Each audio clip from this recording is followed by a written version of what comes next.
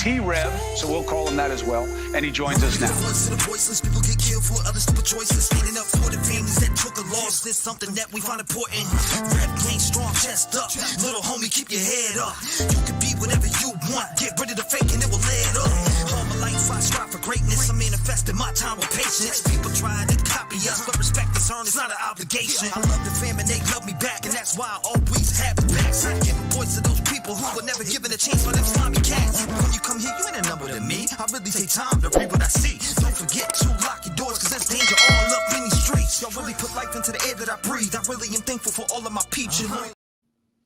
What's going on, ladies and gentlemen? Welcome. Late night decision. I did say I was going to come on earlier, and then I changed my mind, and then I changed my mind again. I'm like, man, I can't sleep. I'm looking at these documents.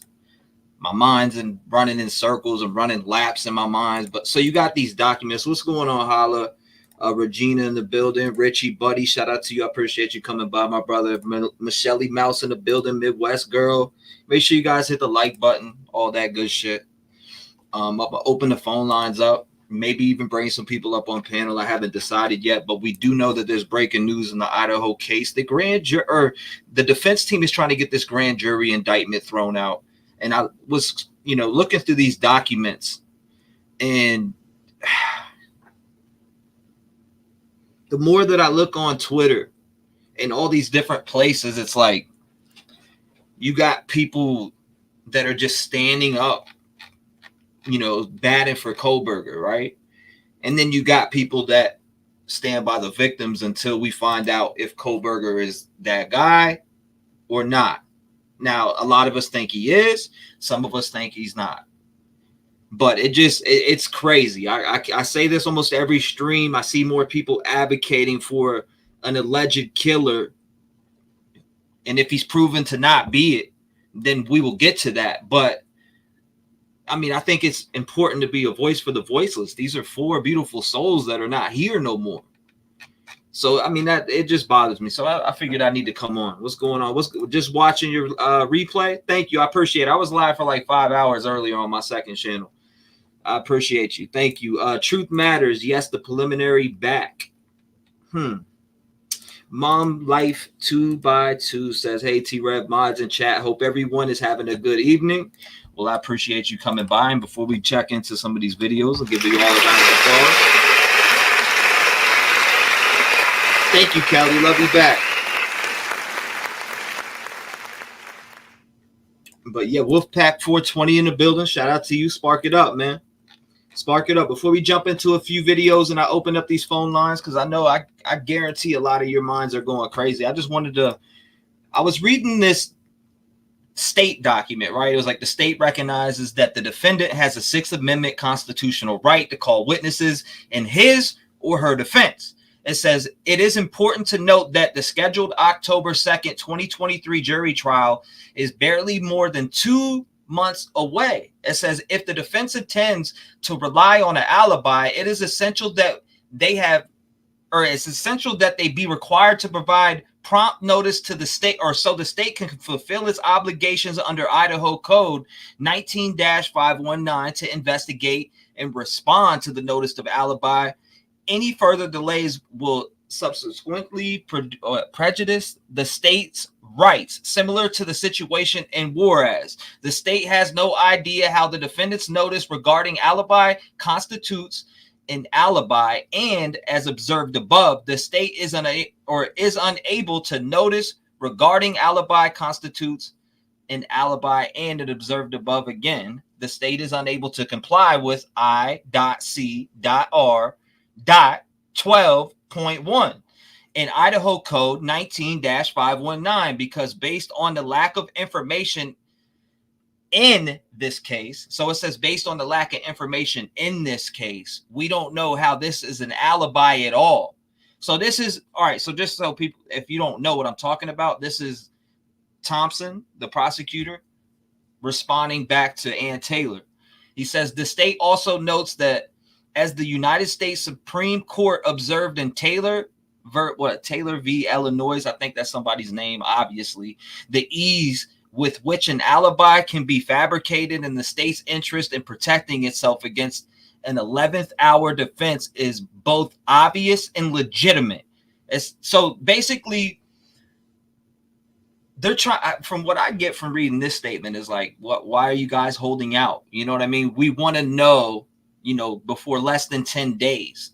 You can't tell us you can't just come up with anything and then tell us. You're saying that we're not giving you the information you need. Well, we need to know this. So we need to know this 10 days before trial, no less. That's what it's basically saying. But it says, based on the above, the state respectfully praised the court for an order compelling the defendant to comply in full with Idaho Code 19-519 and I.C.R. 12.1 by filing a notice specifying where the defendant claims to have been at the time of the alleged offenses. So they want that alibi. They're pushing and pressing and saying, give us an alibi. Give us something. You haven't gave us anything. We got 4 victims who are gone and you haven't gave us shit. That's what they're saying. And the names and addresses of the witnesses whose testimony will support the defendant's alibi. Given the time constraints, the state prays that the court direct the defendant to comply no later than 10 days from the date of the court's order, and the state be allowed, pursuant to Idaho Code 19-519, to provide the defense written notice of names and addresses of witnesses who the state intends to rely on to establish the defendant's presence at the scene of the offenses and any other witnesses to be relied on. So they are pushing to understand. They want to know what is going on, right? And they're saying this to the defense. This is not Ann Taylor. This is William W. Thompson. Listen to me. William W. Thompson Jr., obviously the prosecutor. He's pushing. He wants this. He wants to know, he doesn't want to wait until like 2 days before trial. Let him know. So as they're saying, you're holding out information. Oh, we want this grand jury indictment dismissed. And I think it's all bullshit. I think that they're fighting tooth and nail all the way to the end. Oh, yeah, go get them, T-REV. Now, I'm just saying they're fighting tooth and nail to the end to try to make their defendant look innocent. And all you need to do is look into the PCA and look at and follow the evidence that is the little sprinkles of evidence that are shown to us rather than the stuff that's sealed and hidden away. Because it points at this guy, in my opinion. Now, some people say this stuff looks fucky, and that's when I'll open the lines and listen to your opinions. And maybe you change my mind. But I still think they got the right guy. You got his DNA at the scene. You got his alleged vehicle circling around the Queen Road apartments, and we haven't seen any other footage. I mean, you got a video out that has the Gonsalves family in there saying that they seen their daughter get home at 1:56 in the morning. You know what I'm saying? They said, we seen her on ring cam. Madison and Kaylee get home at 1:56. That's what her mom said. We seen her. Both of them. We seen them get out of the vehicle. We seen them go in on ring cam. So we know what time they got home. So if they seen that, then they obviously seen Bryans' vehicle go by there. I'm just saying. Danny says, playing devil's advocate. They only want an alibi to better their prosecution. No, not saying he's innocent, but just saying, no, that's logical. 100%. That's definitely logical, bro.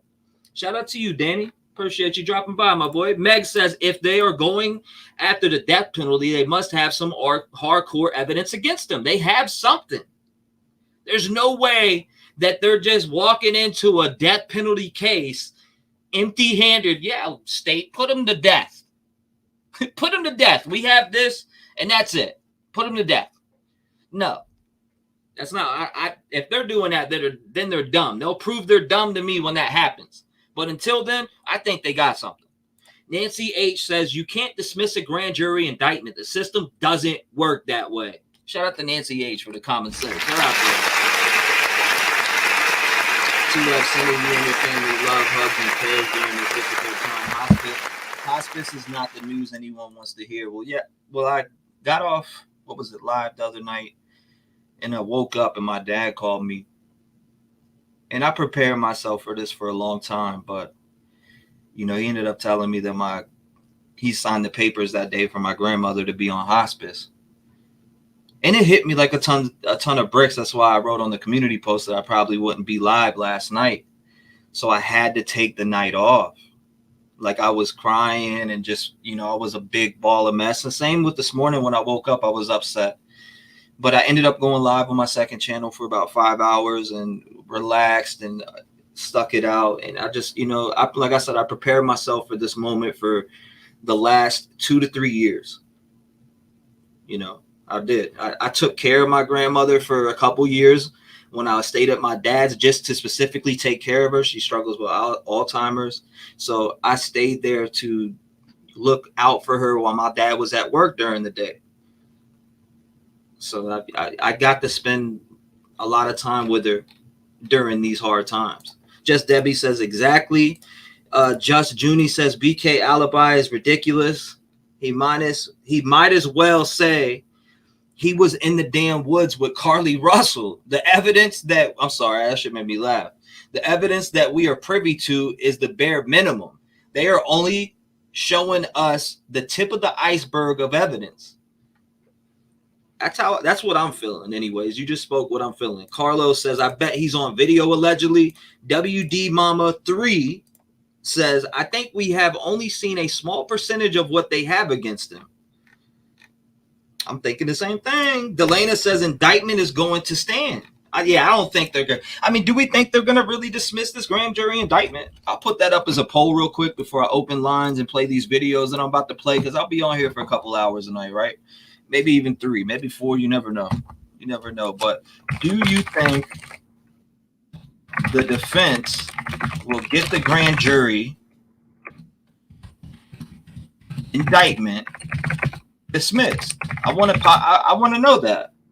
Do you think the defense will get the grand jury indictment dismissed? Yes. No. Hell no. Let's put this as a possibility. Possibly. We'll use that. Possibly. Okay, we'll leave it at that. Do you think the defense will get the grand jury indictment dismissed? Yes, no, hell no, possibly. All right, there. I think that's great. We'll run with that. Get your votes in. CKI, thank you. Because I love you all. Please, no hugs. No hugs, fam. Just laugh. No doubt. I love you, CKI. Thank you.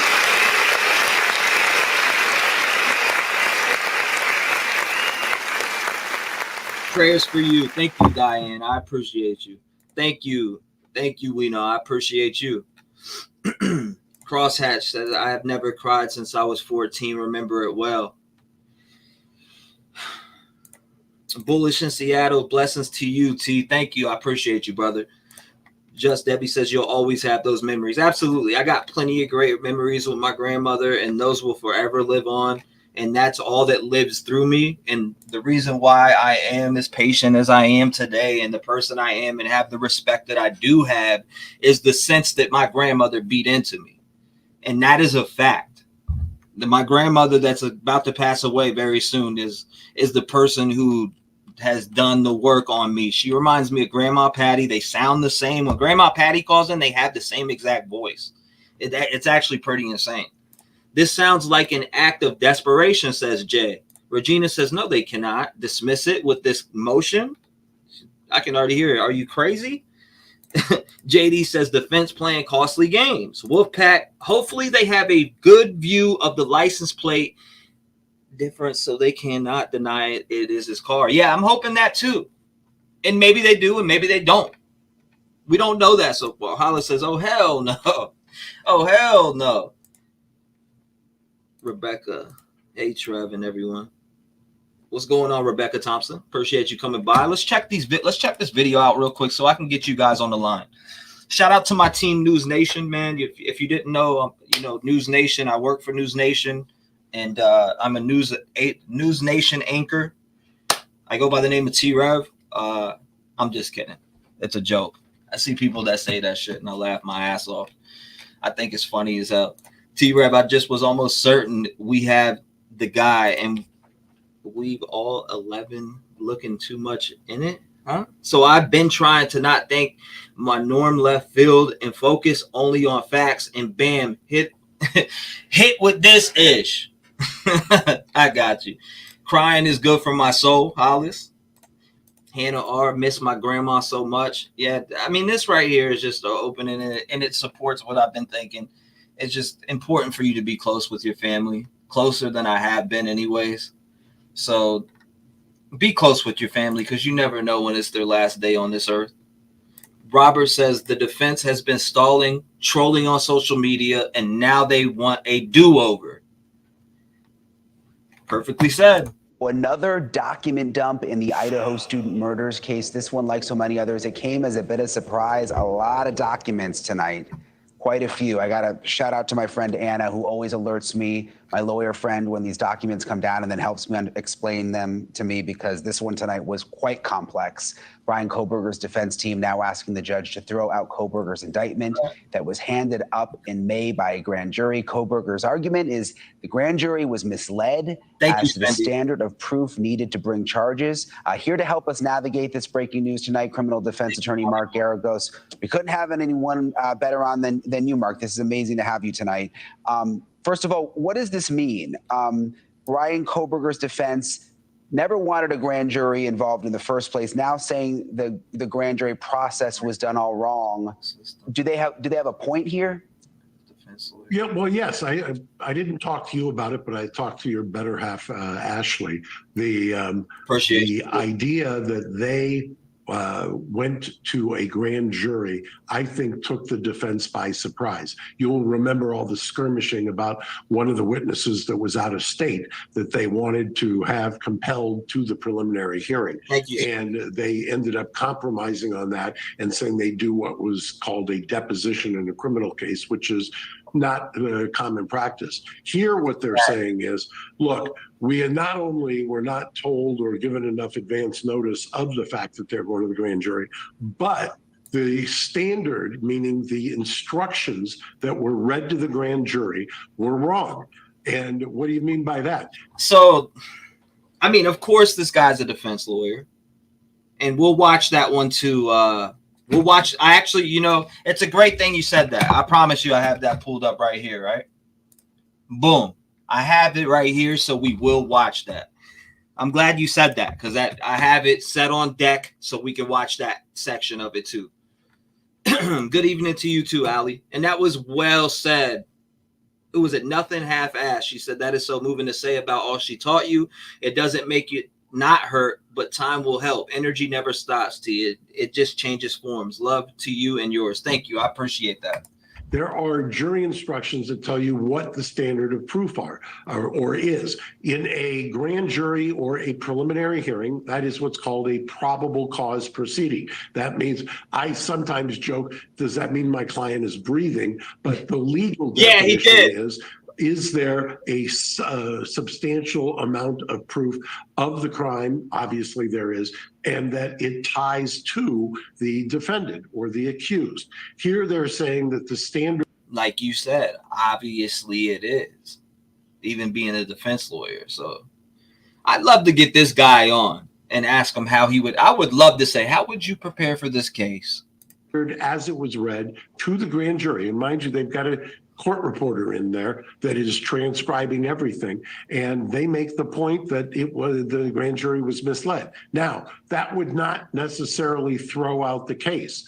What they're saying is, okay, the grand jury indictment is flawed. Now let's go back and have what we always bargained for, so to speak, which is a preliminary hearing where we get to cross-examine witnesses, something you don't get to do in a grand jury indictment. So we thought there was going to be a preliminary hearing initially. Then there was the secret grand jury, and we found out no preliminary hearing. I mean, do you think there's a good chance we could end up actually having a preliminary hearing after all?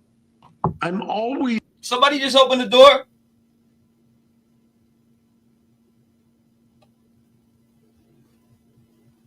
Who opened the door? I did. Oh, I was like, hold up. Yeah, I was there. I was fitting to come check. I heard that shit. I thought somebody was walking up in this joint. I was about to... He's dubious or cynical about the idea of a judge throwing out a grand jury indictment. It's not commonplace, and especially in a high-profile case like this. But I've seen it happen. I can give you some high-profile examples of when it has happened. I think they do have, the defense has got a compelling point, meaning they said we were led to believe that they were going to do a preliminary hearing. Based on that, we waived our right to a speedy trial, aka preliminary hearing. We relied on it as a contract. Basically, when you waive your right to a speedy preliminary hearing, you're relying on the fact that you're going to get a preliminary hearing. To then have the prosecutor go behind your back, basically, do a secret grand jury indictment, that would mislead.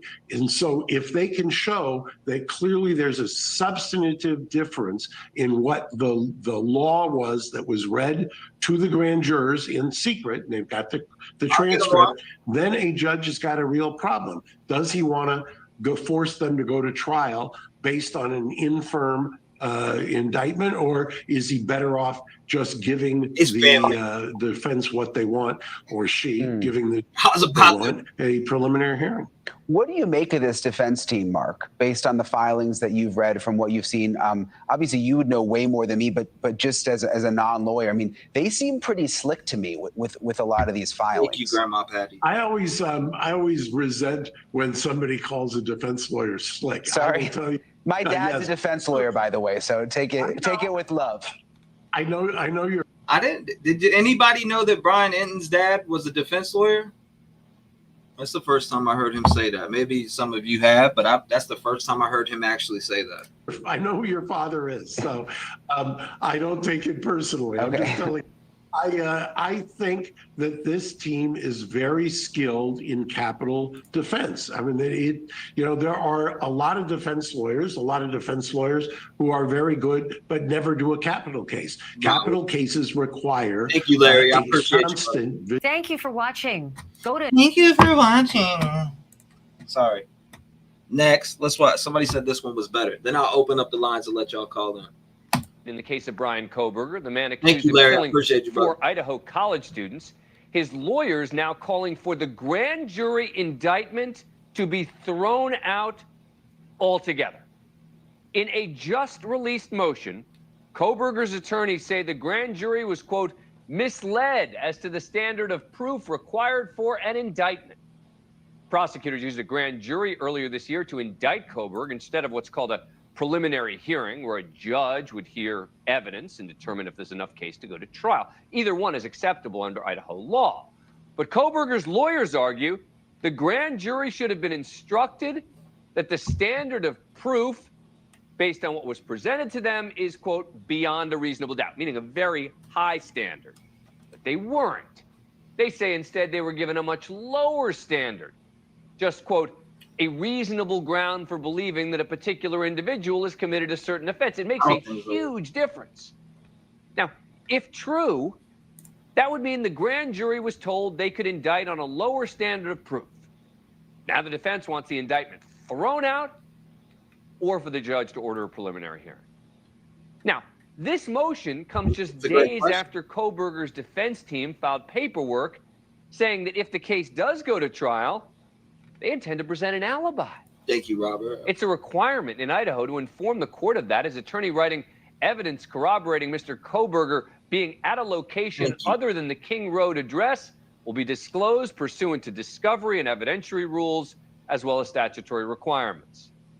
The document stops short of saying where Kohberger was at the time of the killings, because, of course, that's the question we'd all like to know the answer to.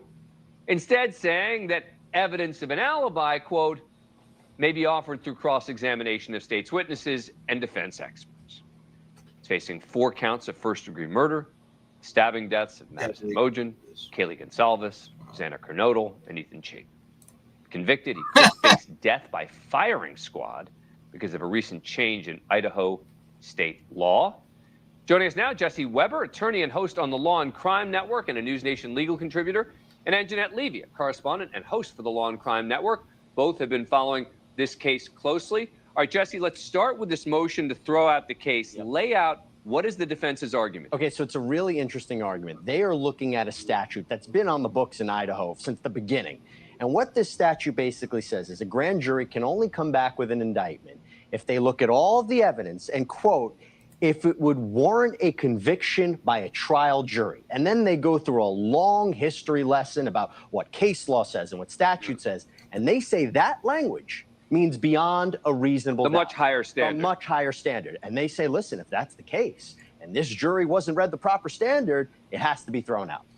And what do you make of the argument? It's interesting because what are we in 2023? Why has this not been resolved beforehand? Now, I did a little research. Yeah. There were courts that asked this question before, but it never came to a consensus. They cited some of those cases before.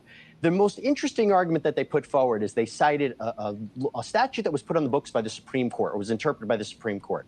And that statute basically says what you just said before. A grand jury can come back when you find probable cause.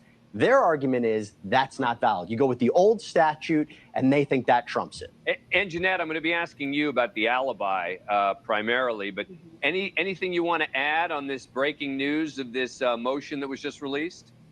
I reviewed it and found many things that Jesse already covered, and the fact that they do cite the Supreme Court saying that all they have to do is find probable cause to indict. But it is an interesting argument. I don't think it's going to fly, though. I just don't think this is going to happen. I think it's clear the defense wanted a preliminary hearing in this case. Yep. They wanted to be able to question and cross-examine some of these witnesses before trial. Yeah. Thank you. Now, did you guys see it? I know the video's over with, and we're about to open up the lines. Did you guys see that Kohlberger now has one of Ted Bundy's old lawyers? I'm pretty sure. I'm almost for certain. I was reading. I read a few things on it, actually, a couple articles, and I mean, we seen how that went for Ted Bundy, right? I'm just saying. Oh my God! Anyways, I'm opening up the lines right now, so if you do want to call in, you can call in. I want to hear from you guys. What are your thoughts on this? And I am going to put this up on the podcast. I will be uploading the other one from the other night tomorrow, and then I'll be uploading this one probably Saturday or Sunday. And let's see. Let me get this clock out. I'll do 5 minutes and 30 seconds like I normally do with everybody. And the phone's ringing. All right, let's get it. 315, you're live. What's going on? 315, you're live. It's Larry. How you doing, Trev? What's going on, Larry, man? Talk to me, man. What's your thoughts on this whole, defense trying to get the grand jury indictment thrown out and just the rest of this bullshit? What's going on with you? I was reading it earlier. I mean, I'm obviously not a lawyer, and not many of us are, but I think it was well written. I mean, she has to do what she has to do. She has nothing. She's throwing Hail Marys. I expected all this. She's going to try for every possible way to get things thrown out. It's not going to happen. As Garagos just said, worst case scenario is a preliminary hearing where they're just going to freaking drop the hammer on them publicly. So it doesn't worry me one bit. I think it's just a sideshow. She's got to do it. She's got to represent her client. She's going to do it. And it's not, I don't think it'll get thrown out. I'd be shocked. Yeah, I don't see it happening either. I mean, in case they broke a law, I don't see it getting thrown out. No. And honestly, I think based on the response there, and I didn't have time really afterwards to do too much research into it, and we were all, of course, on the community talking. But from the way I'm reading it, the Supreme Court's already ruled that it's not beyond it. Because I know here in New York, and again, I'm not a lawyer, but I did work for, wrote up all the pleadings for my uncle's law firm when I worked there after college for like 4 years. Mm-hmm. And a grand jury like they're talking about not being able to have notice. Well, there's millions of grand juries that are secret where nobody knows about them. They don't have to give notice to it. It's only the prosecution. They don't, like, when there's a grand jury, the defense doesn't get to go in there and cross-examine or present their case. It's 100% prosecution based. The way we used to refer to it, and I could be wrong again, but I know we used to refer to it, maybe it's a New York thing, but was the preponderance of evidence, which is basically otherwise better known as the burden of proof that you need in a civil suit. Like, not to talk too much, but for example, with the OJ case, we remember he got found not guilty of the criminal charges, but then when he got sued, they won. Well, the burden of proof isn't beyond a reasonable doubt with a civil case. It's preponderance of evidence, the lower burden. And that's the case with whether it be an arrest warrant, or you would probably better know it as reasonable doubt. That's the way I've always known it. Again, I could be wrong. Mostly, though, I wanted to call in to send my, honestly, not even to talk. I just wanted to send my, best to you, prayers to you and your grandmother and your whole family, and congratulate you on hitting 33K. Thank you, brother. I appreciate you. You're doing awesome. You're doing a great job. You built a family here, and everybody loves you, man. Just keep doing it. Keep your head up. I appreciate. Stay true to you. I appreciate you, Larry. I appreciate you. No problem. For and your prayers with the family at this time. I do appreciate that. It's hard to go through, but like I said, earlier before I open the lines up, I've been preparing for this moment for the last 2.5, 3 years. So yeah, you can't, man. You can't ever. I remember, and I hate people that say, "Oh, I know how you feel. I dealt with it." Nobody knows how you feel, because I remember when my grandfather passed away. He was like my dad. I didn't have a dad growing up really, and my friends were like, "Oh yeah, it's your grandfather. That's what they do. They die." And I'm like, "What?" That was like my dad. So nobody could ever say that to you, man. That's not good. No doubt. No doubt. If you need anything, you got a lot of people, man. 33,000. You got a heck of a community, and I know every one of them love you. Yeah, I appreciate that, Larry. Thank you for the good, kind words. And yeah, nobody really knows how you feel. Some people have been through situations, but everybody feels different. All we can do is support each other and lift each other up and be positive. And that's why I came on tonight. I said, instead of sitting around and being depressed, I'm going to come on and talk about what's bothering me, because I'm sitting here looking through these documents earlier, and I'm like, this is bullshit. It is. So you got to be real. That's why people like you. You're genuine, man. I feel like when I'm watching you, I'm sitting at the dinner table with you, just chatting, and that's why you've been so successful. And just keep doing it, man. We love you. And think of this: he's going to have a chance to watch over you and see all the good you're doing too, and helping other people. No doubt, my brother. Well, I appreciate you calling in, and thank you for being on the podcast. Actually, episode number 3. So thank you for being the first caller, and God bless you, brother. You too, man. Thank you for the kind words. Thank you for being part of the Rev Game family, and thank you for standing for justice. You got it, brother. Have a good one. I'll be watching. No doubt, Larry. God bless you. All right. You too. Bye-bye. Shout out to Larry. 219-885-9693. Make sure you call in. What's your thoughts on this grand jury indictment? What are your thoughts on it? And welcome, Elizabeth. I appreciate you joining the Rev Game family. Shout out to you. Thank you for joining. Join Discord, all that good shit. We have a great time in there. 636, you're in the mix. What's going on? Oh my gosh, T, I gotcha. Okay, I keep trying. Jeez. Yeah, you got right through. Wait, let me turn this up so I can hear you. You're good. Go ahead. Oh, hey. Listening to all this stuff, I have a comparison to make. Let's hear it. And the Thomas Randolph case, and I hate to kind of switch things around because it's kind of a different case. Yeah, but it's your thoughts. What? It's your thoughts, though. Go ahead. Yep. The Thomas Randolph case in Las Vegas, Nevada is getting ready to come up for a retrial. He was on death penalty. Death penalty. My best friend is, she's going through a lot. She has been for years and years, and it's a ton of years. And this trial's gone on forever and ever. You guys have to watch this. You guys have to look at it. But what I'm saying is that, in a comparison to a case, right? And just the dynamics of it, when you think that something's going to go one way and you've got a narcissistic, which is what this individual is, in the Randolph case, and then you see some of the Kober case, and then you see, some of the other things and the dynamics of it, they're somewhat similar but different. Right? So what's similar to you that stands out? The narcissistic and the, the online, the, like some of these other, just the characteristics of it all.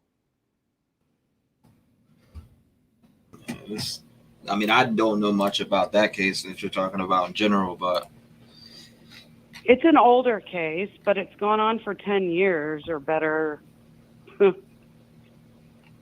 And it's coming up on August 7th, and I think that, and Dateline's done it, Crime Watch has done it. They've done it's been ongoing for a long time, and he was sentenced to death row, and I think that part of it, like where Koberger's facing his death, like death sentence in court, and what they can throw in and what's admissible and what's not, can really throw a case for certain things. And if you watch this, the Randolph, and you see how he is and how totally narcissistic he is from prison, from all these other things, how like intelligent sometimes, and I don't even want to give him that name of being intelligent, but they just know how to work a system, and I think that that's problematic. And you mean the defense? Yes. They're pulling as many strings as they possibly can, in my opinion. Well, he had time to study it for the last 10 years or better. That's all they have is to sit in prison and, I mean, you have to see the case to understand what I'm talking about in order to do a, a dialogue of the comparison. I got you. For the narcissistic stuff and psychopathic and everything else, like all the other cases and stuff. I never thought that I would know anyone in my life, for any of this stuff. And that's how I got into watching true crime and studying it. Is it from that case that you were just talking about? Yes. Yes. My friend Colleen, my best friend, actually, since I was 14 years old. It's just been a whirlwind, and it's coming up for her, and they've gone back and forth, and what they did is they allowed something in the court that he was actually acquitted of many years prior. He was married to 6 women, and 4 are dead. Got it? And, the Match.com thing, I think, is where he met her, when she was the 6th victim. So. 6th victim. Match.com. Yep. I need to look at more of what you're talking about. That's yeah, please do. I mean, I've been trying to reach out to some of you guys YouTubers. There was a guy that I noticed about 4 months ago. He posted something on as a YouTuber, and he did it really well, in all of his dynamics and everything else, and he's got it right. And I know other things behind the scenes that, when Dateline, they just met with my friend Colleen years ago. Am I out of time? Yes, it just did hit the time, but send me the information. If you send me the information, I don't know if you can pack some files in an email and just send them to me. Because there's a case I'm actually looking in now for a Rev Gang family member that's in here, and her name's Melissa French, and her friend was brutally murdered. It's unsolved, and it's actually a very gruesome case, and I've been deep diving into that when I'm not online, and it's pretty insane. It is It's pretty insane. So I look forward to making a video for that one because she needs justice. It's actually nobody's been arrested at this point. I'll dive into it when I make the video about it, but it's insane. Shout out to Melissa Okay. if she's in here. Very Okay. hard Wow. case. Yeah. Oh, wow. Very heart wrenching. But I appreciate you calling in and giving me your thoughts and opinions and telling me about that case. Send it to my email at trev757psn or just type in chat !email, all lowercase, and it'll show you my email, and you email me the information about the case that you're specifically talking about so I can take a further look at it. All right. Please do. I mean, it's important. I mean, it's just as important as all the other ones, too, you know? But thank you. I appreciate it. God I'm glad bless. I got through. Thank you. God bless you, too. I appreciate you calling in. I hope to hear from you again. All right. Great. Thank you. God bless, man. Lock your doors. 219-885-9693. What's your thoughts? She's talking about like a friend's case, and I really didn't catch it because it kind of threw me off. But I mean, I appreciate an event. Shout out to her. 570, you're on the show. What's going on? Hey, T-REV, it's Trina Love. How you doing? I'm doing great. If you do me one favor, turn the background noise off, and we're good to go. What background noise? On my phone or on the TV? It might have been. It might be the TV, whatever the stream's playing on. Because Yeah, I have to use a speakerphone because my phone is all screwed up. I just wanted to send love and light to you and your family and my deepest condolences. Thank you so much. I appreciate that. As far as Ann Taylor is concerned regarding the game she's playing, I think she's trying to create reasonable doubt before the trial. That's what it looks like to me, like she's trying to put it in the jury's head. You know what I mean? Yeah, so I mean that's what it looks like to me too. And then, I mean, you got one of Ted Bundy's old lawyers coming in. I mean, look what happened to Ted Bundy. He's fried. They fried him. He was fried. So I don't think Kohlberg is going to walk on this. But if he does, he's not going to make it if he gets out. You know what I mean? He's got too many people ticked off with him. But that's neither here or there. Let me ask you something, and you can be honest with, like you said, we can always agree to disagree. Yeah, all day. In all honesty, okay, you seem like you're very streetwise. How I grew up. We talked about this before. I grew up in Brooklyn. Yes, ma'am. You know how to read people's body language? All day long. Then you know what I'm saying. It might be a stone cold fact. Have you ever watched Dylan Mortensen in those photographs where she takes pictures with the girls? Yeah, I looked at them. Yeah. You see how the eyes, the side eye she gives them? I'm not saying she did anything with the murders. I do think that she knows more than she's saying. I also think she might have let him in.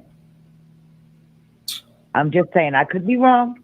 No, I never really. There's something about that chick, I can't get my finger off of it. But, no. I understand that, and I appreciate you bringing the conversation up because it's good to have this conversation, right? Because we're going to hear a lot of shit during this trial that a lot of people are mad by. And I'm telling you, that girl's dirty as hell. There's just something about her. I don't know about Bethany. I think Bethany walked into something and she was misled. But Dylan knows more than she's saying. See, but my thing is with Dylan, though, right? When it comes to Dylan Mortensen, and this is just my personal feeling on Dylan Mortensen, is that so much shame has been thrown on her and pictures have been put out on the internet with her, with Photoshop knives in her hand. And it's just placed this thoughts in our head. No, I agree with you on that. Agreed. I'm just looking at the photographs of the ones that she took with the girls. Forget the knives and all that. I'm looking at the eyes. My father always taught me to look at people in the eye. That's how you could see what's really inside of a person. And she just has this sneaky vibe about her. And I'm very good at reading people. And there's just something about this chick. It's in the pit of my stomach. It gives me a knot. I don't know what it is. I can't put my finger on it, but I guarantee you at trial, her name's going to come up a few times. I mean, a lot of people agree with you in chat. Some don't, but I mean, we could go both ways on it. I was very suspicious about her for a while. And now at this point, it's like, if she did have part in this murder, if she took part in this murder, she would be behind bars. This is a quadruple homicide. But remember, her mother works for that college, and they hold a lot of power in that town. That's just the way I'm thinking. I'm thinking because it's like if she really had something to do with it, we're talking about they called in the FBI to assist them. They would dig up some shit. I mean, what could they really get rid of? Do they have the power to contact whatever phone company she's with and have them wipe text messages between her and Kohlberger if they were connected? You know what I'm saying? That's the type of power. Do you have that power? You know what I mean? I hear you on that. I'm just saying, I just think that she knows a lot more than she's saying. And if those were really her friends, if that was me, I'd be screaming at the rooftops with a motherfucking bullhorn from the Empire State Building, telling them what I know. And did you watch me in the beginning where I said, why are they silent? Why are they not talking? If my friends died, I would be in front of that fucking camera immediately. Excuse my language. Yes, I did see that. Yes. I've said that over and over again, and that's just the way that I am. My friend died, I'd be in front of the camera. I don't care. You could hard question me, whatever. And I may have a lawyer, but I'd still be in front of the camera. And remember, Dylan had just moved into that house not too long before, so she didn't have that kind of bond that the other people had with each other. She was more like an outsider. Yeah. I mean, maybe she was told by her parents, don't talk, and she's a young girl. I get it. I grew up different. I don't know if she's a street girl, but it seems like she's not. And that could be jumping the gun saying she's not, but she doesn't look like a street girl. I grew up in the streets, so it's a little bit. I don't think she's a street girl either. I think that she was just trying to do something to fit in. She seems more like an outsider to me. She doesn't seem like she's part of the in crowd. I mean, she's there, but she's not there. You know what I mean? Mm-hmm.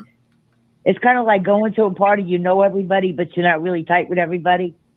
Yeah. No, I get it. I get the suspicion against her from everybody. I mean, come on. I don't know what it is. I cannot put my finger on it, T-REV. I can't. But I know that there's something about the way this went down.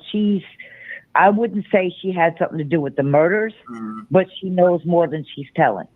I've had this same feeling that you are having right now, and I finally got over that feeling. I finally got over it. I got past it because it's like, come on, he's been locked up for this amount of time, and I do feel like wholeheartedly I would expect the police to have captured this woman, this young lady, if she helped this man. I would expect, the FBI assisting a small town to be able to sift that out. Now, if they make, let me ask you this: why would she wait all them hours though to call for help? Lives could have been saved had she called sooner. Maybe somebody could have still been alive. Yeah, that's. I agree. People do survive stab wounds. I mean, I survived one many years ago. Was she scared? People do survive.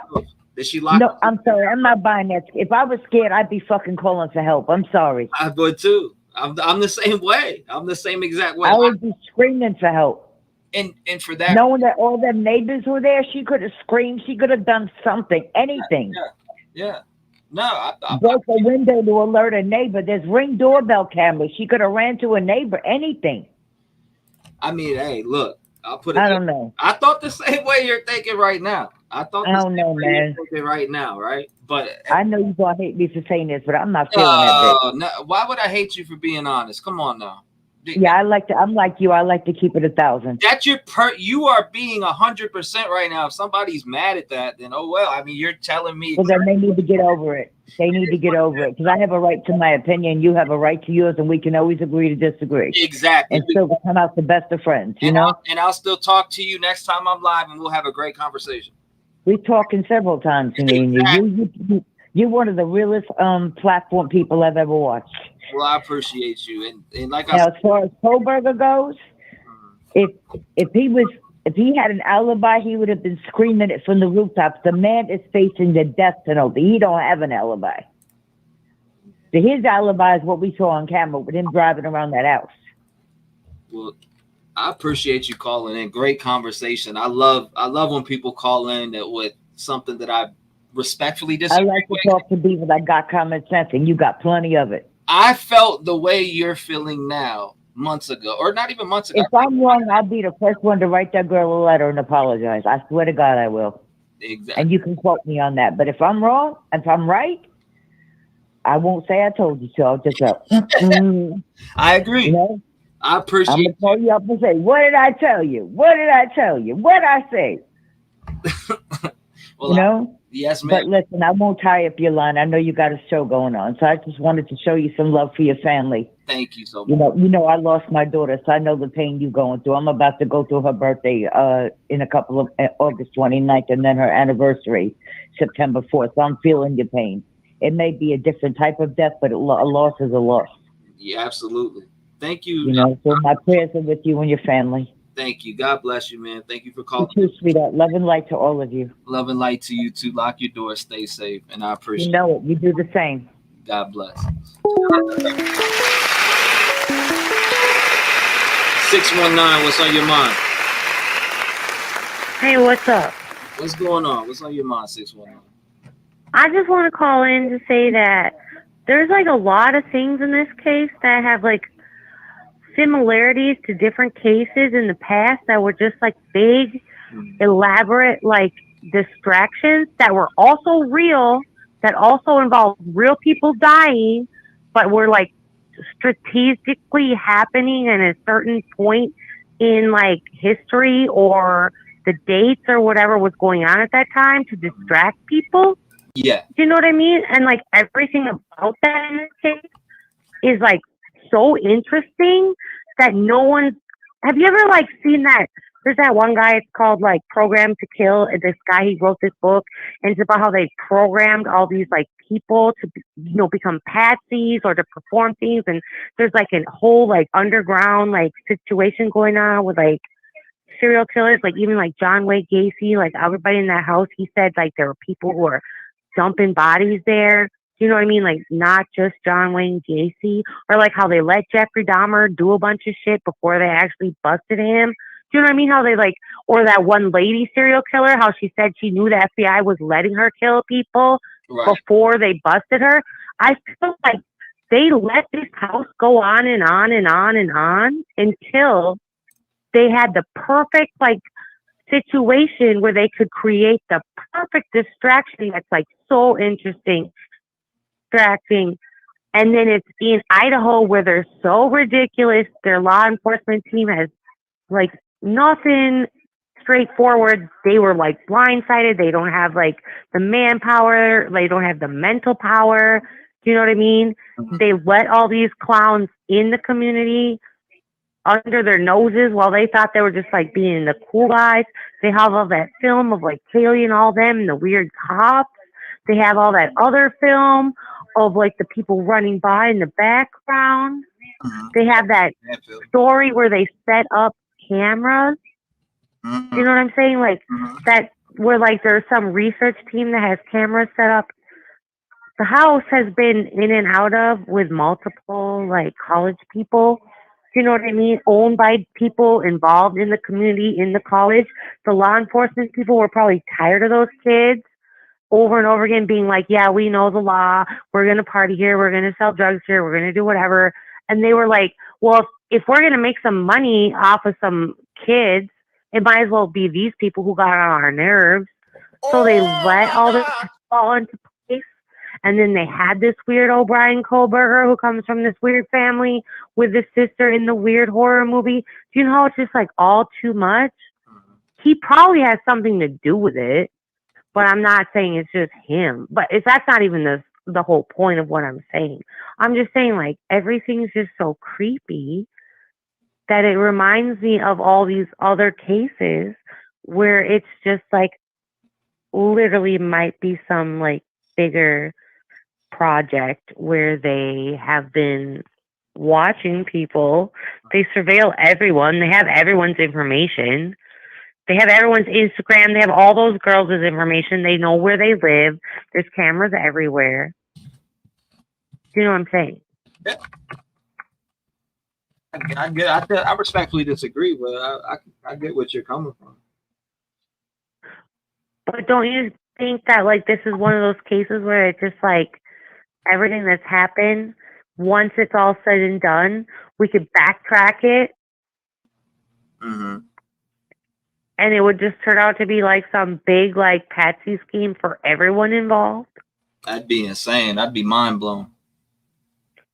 But that's what I'm saying. It is insane. I would be because I'd be blown out my mind if that happened. Well, I'm just saying there's like a lot of things going on at the same time. The fact that they clearly why do they let everybody be so incompetent? Why are they just gonna like bulldoze down the house? Why did they let people sit around for 8 hours and not call the cops and that's chill to them? Do you know what I mean? Why do they let this guy stand silent? Why do they have all these gigabytes of like data that they're just supposed to sift through? That's just nonsense. Why do we not get to see? Why is there a gag order? Right. Do you know what I mean? It's just all nonsense on top of nonsense. It's literally like chaotic nonsense to make us be like, are you kidding me right now? Like, you can't do this. Like, figure it out. Like, with all the cameras, with all the data, with all the intel from the kids and their social media, they have Jack in the Box, DoorDash orders, TikTok deliveries. They literally have kids coming and going that some mom called in. Do you know what I mean? Like, all this stuff has been telecommunicated on some sort of like internet service at one point or another. Do you know what I mean? Where it could all come together and figure it out. But what they're doing is just making it into a circus to distract everybody so that we all try to like focus in on some randomness, which it is a real thing that happened, but I'm sure they banked on it. Like, it's a snuff film. It was planned. It's a joke to like the super, super rich people. And it's a distraction. And somewhere someone filmed it all. That's what I think. Damn, that's crazy. Well, I appreciate you calling up and stating your opinion. I may respectfully disagree, but I appreciate you being respectful and telling me what your thoughts are. Yeah, I was just trying to tell you that because it just seems like everyone just keeps talking about what the you just told same me. I've heard thing. that. What you told me, I've heard that before, multiple times. It just seems like it might be some chaotic nightmare meant, you know, but it really happened. Those kids are dead. You know what I mean? Like, they're gone. Those are real people. They lived those lives. Maddie and all those, oh, Maddie, what did you tell? What if he's like, I told him everything. All of that stuff could have came together in a way, do you know what I mean? Where it was the perfect storm to let it all happen. And everyone involved would film it. And now these weird Idaho Police Department people can clown it up. And then it'll be a mistrial. And then we won't know what really happened. Do you know what I mean? Like, it'll just be a nonsense pile of trash. Yeah. Because you won't be able to conclude anything because it was so chopped up by nonsense. Yeah, I hear you. You know, no doubt. I appreciate it sounds just like clownery. Right, no straight up. Well, I appreciate you calling in. Shout out to you. It's been 5. Thank you. I was just wanting to say something that, like, maybe would open the minds up of the people who are just like. I mean, but that's that was not said here before, though. That was said here so many different times. It's crazy, and I don't mind you ever calling. You can call back as soon as you hang up. If you get through, I'll let you on again. No, I don't want to. I just thought maybe you could call in because I was bored. Well, I thought it was like a radio show where you had to call over and over again. No, but you don't even get to go on the show, so whatever. I just was trying. No, I just thought maybe people would think about that. Ever look into it, though? There's some dude, he wrote a whole ass book called Program to Kill. It's about all the serial killers, everything that goes down. It's all documented shit. It's all MK Ultra, mind control shit. Like, all these different, like, scientists, they know how to control people. Right. They know how to trigger people. They're super soldiers. Brian Kohlberger could be one of those people. He was on drugs. We'll he comes from a strange family. Everybody in this situation is strange, involved in strange situations. It's all nonsense on top of nonsense. Right. And if you look into it, y'all might see it's just a big old problem to distract us all. And I want to know how they even did it. But at this point, I just realized, yeah, it's nonsense. But I want to see how they're playing it out because it's not some straight up old school shit like Charlie Manson. Well, this is funny shit. This shit's cracking me up. It's been 8 minutes. I gotta cut you off. It's 5 minutes and 30 seconds. Shout out to you. I appreciate you calling in. Thank you. All right, later. God bless. 219-885-9692. You gotta keep the time. I don't want to have to bang on people. Damn, 310. What's going on? You're live. Hey, Trev. This is the one who goes under Gemma Gita. What's going on? How you doing? I'm hanging in there. How about yourself? Good. First and foremost, I just want to thank you and everyone in the gang for what you do. Thank you. I really do. Second, I think a part of me just wants to give a little perspective on what everyone talks about a party house and a drug house. I was a college student over 30 years ago, and trust me, we had a good time. Just because we had foot traffic and a lot of friends, we could have been labeled a party house. I think there's a little misconception that people go from party house to drug house. These are university students living their life. These houses on campus have existed for years. Normally, people can't wait to move into them so they can be around each other. Right. So I understand. Listen, we all have questions about DM and why she waited so long, but I just hope that sometimes people can take a step back and think, has anyone ever had a night where they've had too much to drink or anything? They just didn't wake up until later. It doesn't matter. I just feel we need to give her a little grace. I don't know. What do you think? You said give her a little what? Grace. A little grace. I mean, I've been suspicious of her at the beginning. Oh, I have too. For a while, but at this point, it's like, after a full conducted investigation, if she really was involved somehow, like I said multiple times, I feel like she would have been arrested. And same with Bethany, same with the Jacks. I agree. Same with any of them. They would have been arrested. I agree. And we have a guy that it's arrested. They have evidence against them. Obviously, a lot of it's sealed away and we can't see it, but we know the little bit of information that's sprinkled in the PCA. And then when it comes with the PCA, you're not even getting the full statements that were even given. So, we're saying there's, there's not this, there's not that, there's not this. Well, a lot of this and that and this and that is sealed away. So we're not seeing this and that. But we know that they have evidence against this guy. They're pushing for the death penalty. Come on now. Well, exactly. And that's why I was saying, and that's why I appreciate you and the gang so much, is that we all need to give all victims a benefit of the doubt until we hear otherwise, as much as we may have questions. And it can be hard to reconcile in our brain sometimes of why we want to do that. But these are just young girls and we don't know. And that's why I just love y'all so much. And if something smells like shit at some point, we're gonna, we'll hop on it. I'm not gonna jump the gun. Exactly. Like shit. Exactly. I'm standing here for the victims. I'm not standing here for Brian Kohlberger and Brian Kohlberger's. Now, I think everybody deserves a fair trial, but we have 4 lives that were slaughtered like they were lunch meat and treated just like they were fucking nothing. I am with you. I am one person who thinks that BK is guilty. I am definitely that person.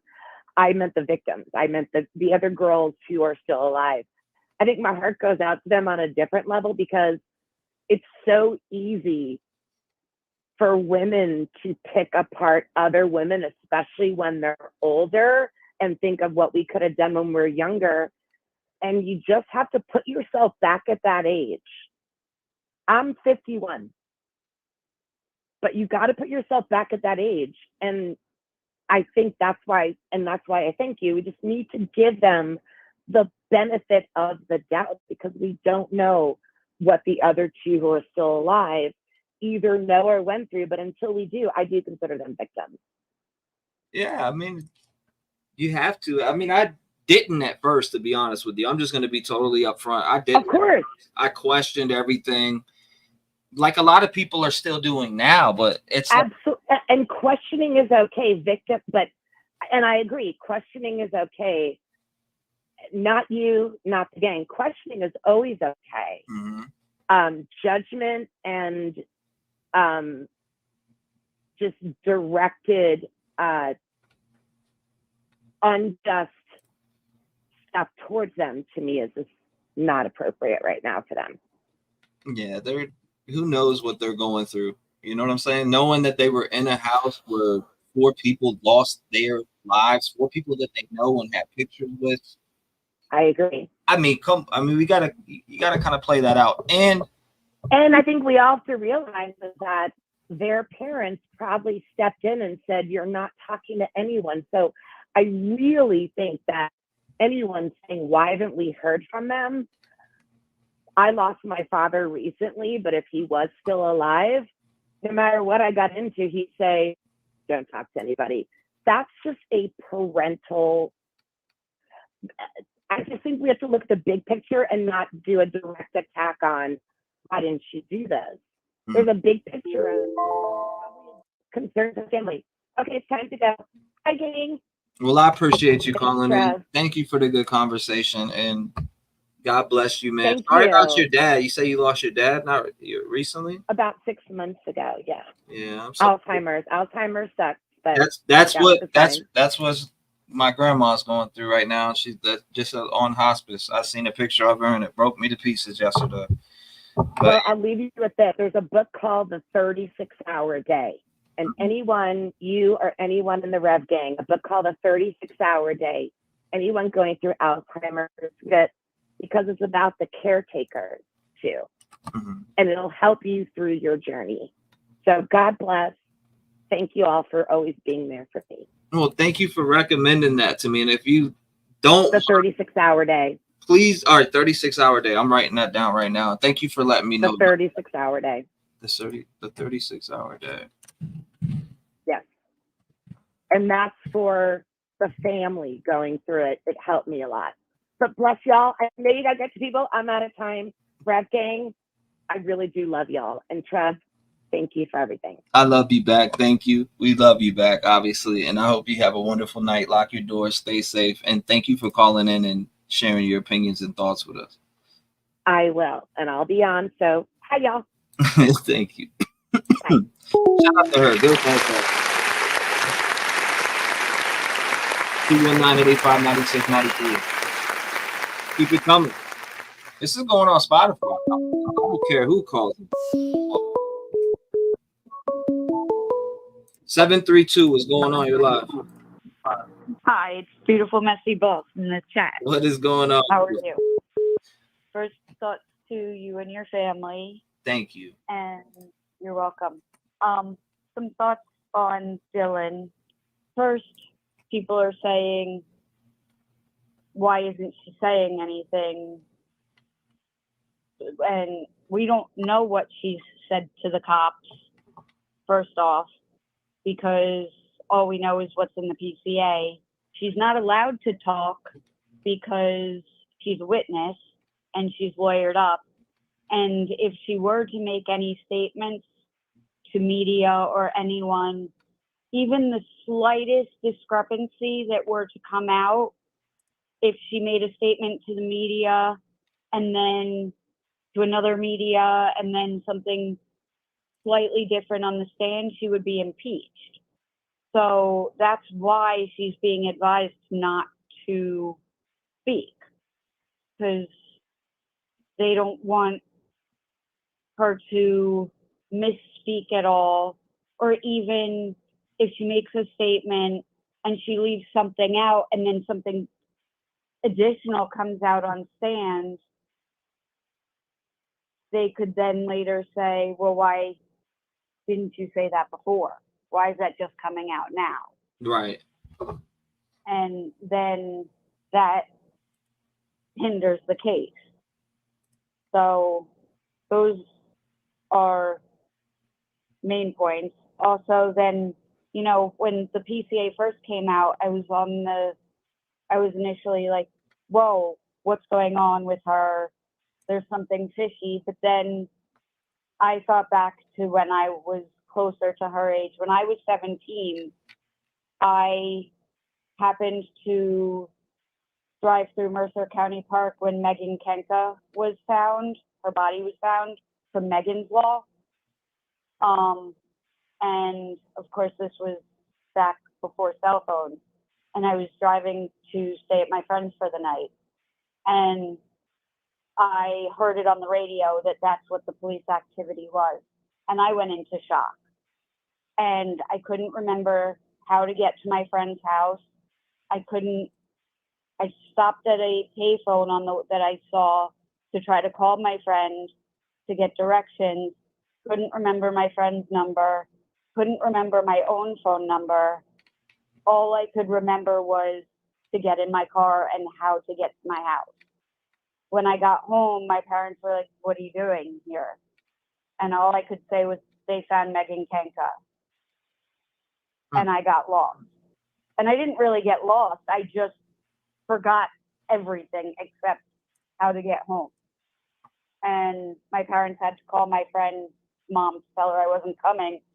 And up until maybe the last 5 years or so, I didn't realize that I was in shock. Until now, as an adult, I learned what shock was.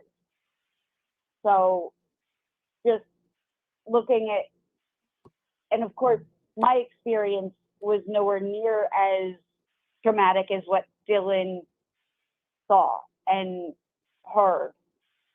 So I can only imagine, you know, everybody deals with shock and trauma differently. And I also promised my dad I would be nice to that girl. So that's also, I just started looking at it completely differently. And unless there's evidence that she was involved somehow or that something besides trauma happened, then I'm all on her side and looking at her as a victim. So Yeah, and that's kind of where, you know, you just summed up exactly how I felt. Like, at first I had a problem with her. Actually, I'd say it's been like a month and a half to 2 months where I was like, you know what, she'd be arrested right now. I'm an idiot. You know, right. She would be in jail. She wouldn't be walking if she helped this guy commit a quadruple homicide. I mean, that's how you got to look at it. It's like people don't just walk free for helping some guy commit a quadruple homicide. It just doesn't work that way, especially if they conspired it together. Like, what? Right. And then I have a theory on Jack S. Because everyone like from the very beginning, everyone was like, Jack S took off, he's in Africa. But nobody's ever shown any proof of that. And I'm starting to wonder if maybe law enforcement started that rumor and he's in witness protection, and possibly he may be the confidential informant that keeps, because they keep, or not, I don't think confidential informant is the word that keeps coming up in the documents, but they keep saying informant or something. I don't have the documents in front of me right now, but they keep using a word like informant or something along those lines in these documents. So I'm just wondering, because nobody seems to even still till this day know where Jack S is. Yeah, and you know, I reported on it. I don't know if you were following me then at the time, but I actually made a video on it. And I was like, Jack, you know, because everybody was saying it, not just articles, news stations. He went to Africa. Even, sorry, I interrupted you. Go ahead. No, you're good. It's just a fact. You know, before Brian was arrested, that was reported on news stations, articles, every article from Yahoo all the way down to the ABCs, the News Nations, and the CNNs, even the higher ups were talking about this shit from Even Haley's dad had said that he had heard that. Exactly. So I know I heard my timer go off. So I appreciate you respecting that. And not only that, though, like you just made some good points, and you really summed up how I felt about Dylan at first. And now it's like I don't really feel that way, because like you just said, the PCA is just piecing smaller things together, and there is a whole statement behind what Dylan talked about. She was in the box. You know what I'm saying? She was in the box. I'm pretty sure Bethany was in the box. They talked and made statements, and that's pretty clear in the documents also. They didn't refer to them. The defense didn't. Like, besides Bethany being a exculpatory or having some type of Right. whatever, you know, the bullshit they were talking about. Material witness with exculpatory evidence. I think Exactly. was their phrasing. There's so many documents in this case so far. It's insane. Right. It's I don't think that they were involved because, like I said, they would be in jail right now. They would be locked Right. up. We would know about them being charged with a quadruple homicide. I'm sorry, it'd be on the front page of every damn news station all the way to YouTube. Right. Unless it is some really grand, well-planned conspiracy theory, but that is very unlikely. Like Coffindoffer said, Occam's razor is usually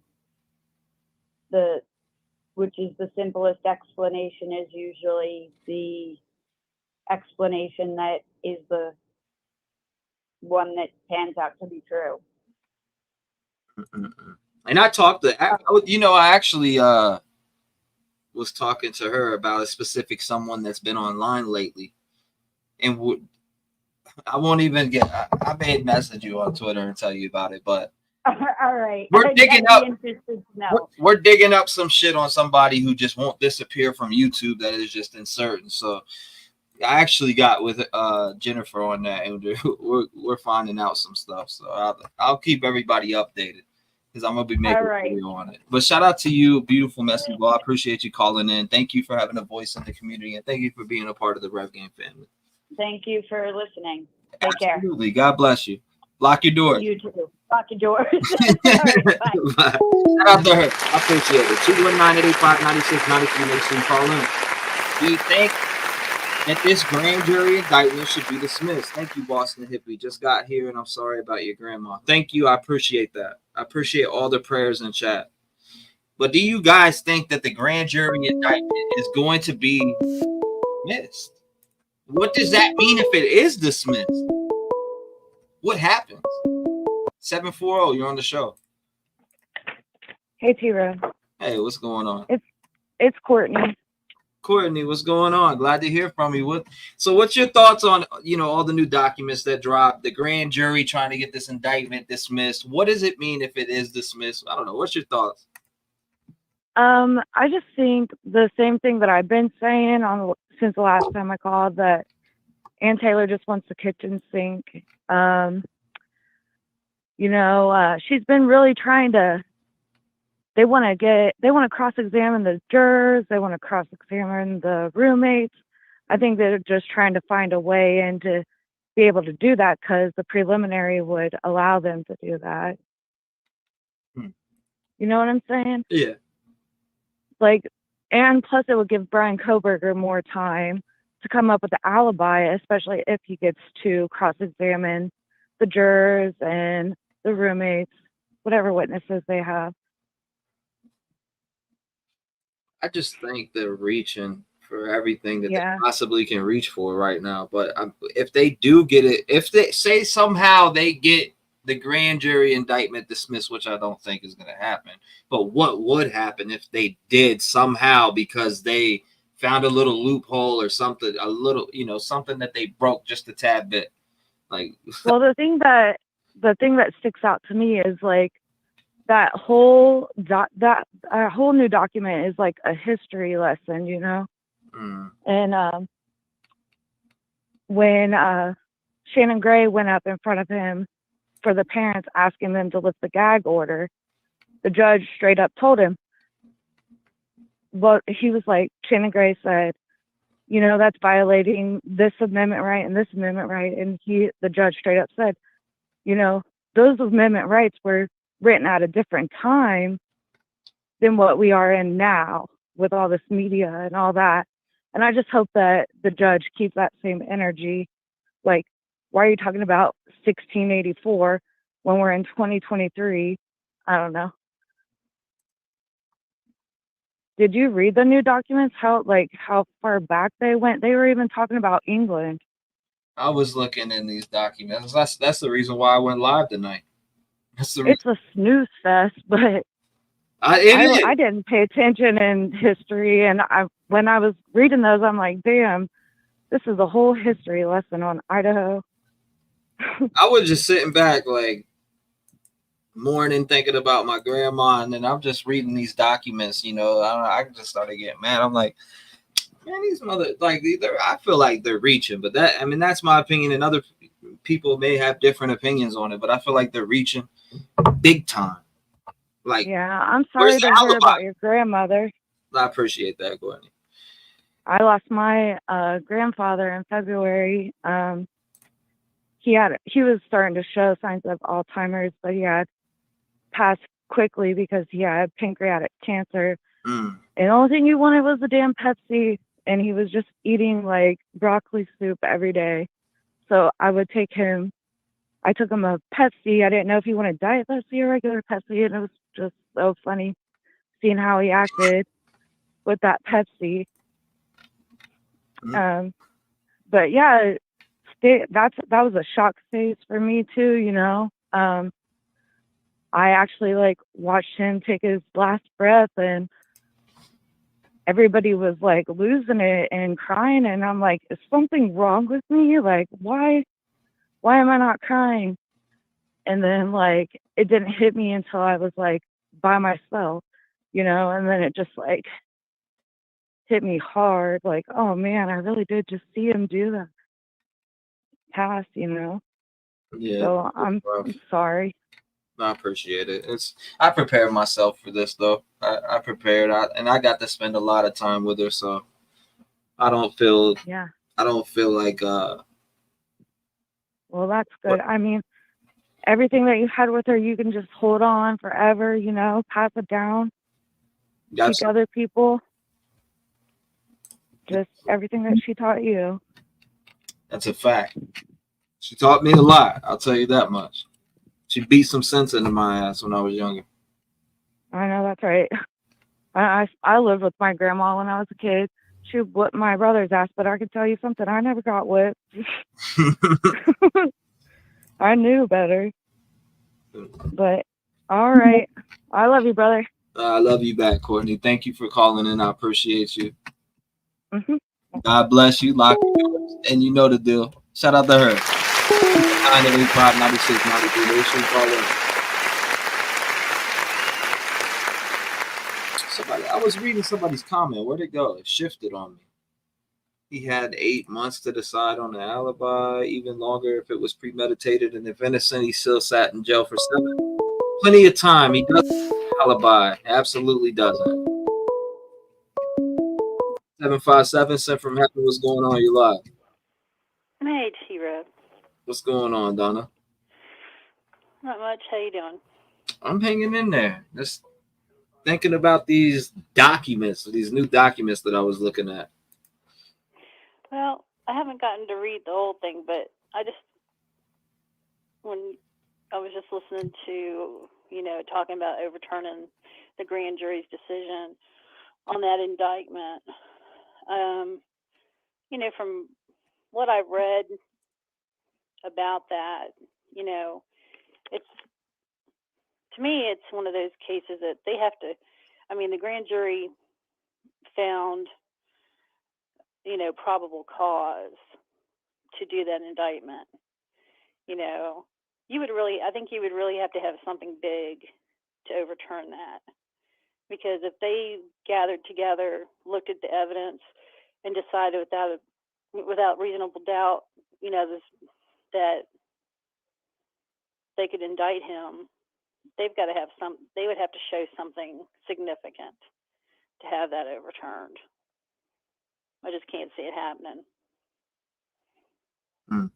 It just doesn't seem, because that's a pretty big deal to, have an indictment put on you without a confession. Look at the serial killer they just caught over there, Rhode Island or wherever it is. Link, Long Island iced tea. I need a drink. Anyway, he didn't confess, but they have enough evidence on him. They've indicted him. It's what they see, what they've been presented. So if you really think about it, what do you think they showed them? The grand jury, they had to show them everything pretty much to get that indictment granted. So I just think that, you know, she's reaching at straws. She's doing everything and anything she can to try to, you know, get him in a better place, you know, that once they go to trial, you know, I'm stammering. I'm sorry. I don't have my thoughts together. Anyway, it doesn't matter. It's not the first time. But you see what I'm saying? I think with them showing, you know, with them seeing all the evidence that was shown to them, and they might have seen all of it, you know, as far as we know, but they saw enough. So I just think it's going to take something significant, to be honest with you. There they go, planting that DNA.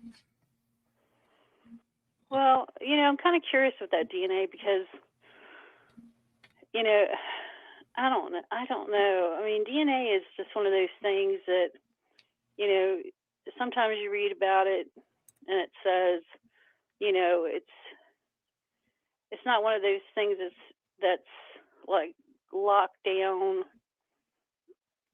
What do they call it?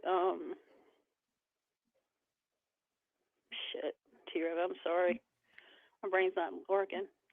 But anyway, it's one of those things that, you know, circumstantial evidence. There you go. It came to me. You know, it's one of those things that they can say, I mean, with the count that he's got, you know, the octillion, you know, however amount it was, 537 octillion. I mean, that's pretty significant, honestly. I mean, I don't think there's going to be a way for them to prove against that. There's not another person on the planet that could be compared to. I mean, yeah, he's related to his father through that DNA, but his father probably didn't even read that high on that scale. Do you see what I'm saying? I don't know. I hear I'm all you. over the place. I'm all over the place tonight. But anyway. I still think they're trying to get off on a technicality. Yeah, but I mean, like, what could possibly... I just can't see anything that they could really go after. I can't see anything that they could bring to the table. I mean, even trying to get an alibi, you know, they talk about an alibi. I think that's just bullshit. I don't think, you know, it's just a stall tactic, I believe. I don't think that's something that's really legit. You know, bring it to the table. I mean, if he's got it, why are you holding on to it? Why is he going to sit in jail? You know, it's bullshit. That's just my opinion. An alibi, like I was reading that document from Thompson, and he was saying, you know, they need to let us know at least 10 days before trial. You know what I'm saying? He was like, it was something to the magnitude of what was it? It said any other witnesses to be relied on to review testimony of any of the defendant's alibi witnesses no less than 10 days before trial. I mean, you think he has an alibi? Do I think he has an alibi? Fuck no. You think it's just bullshit, right? Who's gonna corroborate Brian Kohlberger's alibi? Well, I mean, would you sit in jail all this time? You would, if you had an alibi.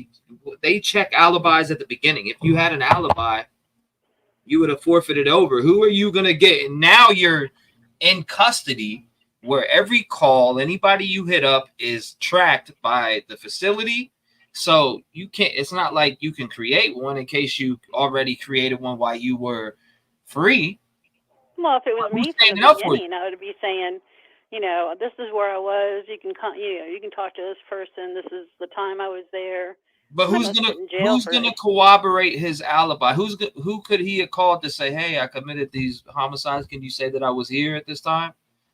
You know, I don't really think there is anybody. You know, who would hold that in? I mean, maybe you'd have to have a really solid. The only thing that I could see, and I know my timer went off, but the only thing that I could honestly see is his father or his mother, his parent, a parent. Mm. That's the only thing that I could see. You know, his father coming out there, maybe he talked to him, but from looking at him when they got those being pulled over on the interstate those 2 times, his father seemed clueless. He was just like rambling off and, you know, talking about whatever. And Brian's expression was like, well, just shut up. Let's get the hell out of here. You know? So I just don't think at that time that he had said anything to his father, but it doesn't mean that he didn't, you know, after the fact. But, you know, once he got to Pennsylvania, he could have said something. But that would be the only thing that I could see happening, is that he confessed to one of his siblings or his parents and try to talk them into helping him with an alibi. But I don't see how that could be either. It's just confusing. Yeah. Anyway, I appreciate you calling in, Donna. You're good. I got nervous. I don't know. I shouldn't be nervous. Just you and me talking. Yeah, you're good. You're good. I appreciate you calling in. All right. God Talk bless to you. you You know later. the deal. Lock your doors. Stay safe. Of course. You too. Love you. Love you back. God bless. I appreciate you calling in. 219-885-9693. What do you think about the grand jury trying to get this shit thrown out? Like the grand jury. The defense trying to get the grand jury indictment thrown out. I think it's a nothing burger. All reach. Because of they just saying they're not doing shit. And they're pulling on the wrong people on the team too. Good chance to win off technicalities. He doesn't have to prove he did it, nor did it. Also, the state hasn't dealt with it like this. Please explain. Whoever murdered was left without leaving any evidence whatsoever. We don't know that though. 412, what's going on? You're live. Hey, T-REV, what's going on? What's going on, Pittsburgh? Nothing much. Okay, so first, let me tell you, I'm really sorry about your grandmother. I really, really am. You're not prepared. I mean, you're prepared, but you're not as prepared for everything to happen. So I'm with you. Just love her. I'm glad that you had all the time that you had with her. Thank you. Now about this BS, Brian and his freaking super team. Mm-hmm. I understand he has a really good team. Okay, it's Public out there. defenders are good teams. Yeah, I think that Ann Taylor and her team are a really good team. I think she sucks. But at the same time, the thing that I hate to tell them is we're not back in O.J. Simpson times. I don't care how fantastic of an attorney you are. Brian's not getting off. And there's just this thing with the grand jury. I mean, it's historical that anybody has ever, like, because how many people do you know goes up against the grand jury and says, oh, throw the indictment out? But that's just all of this hyperbole. Like, you don't even have an alibi, but you want all this stuff. I want all of the evidence. I want all of the grand jury. I want everything. Throw it all out. Are you kidding me? How in the world would Idaho spend all that money to put all into this case, add on the death penalty, and do everything they can because Brian? Are you serious? Like, everyone's talking about, oh, they planted the DNA.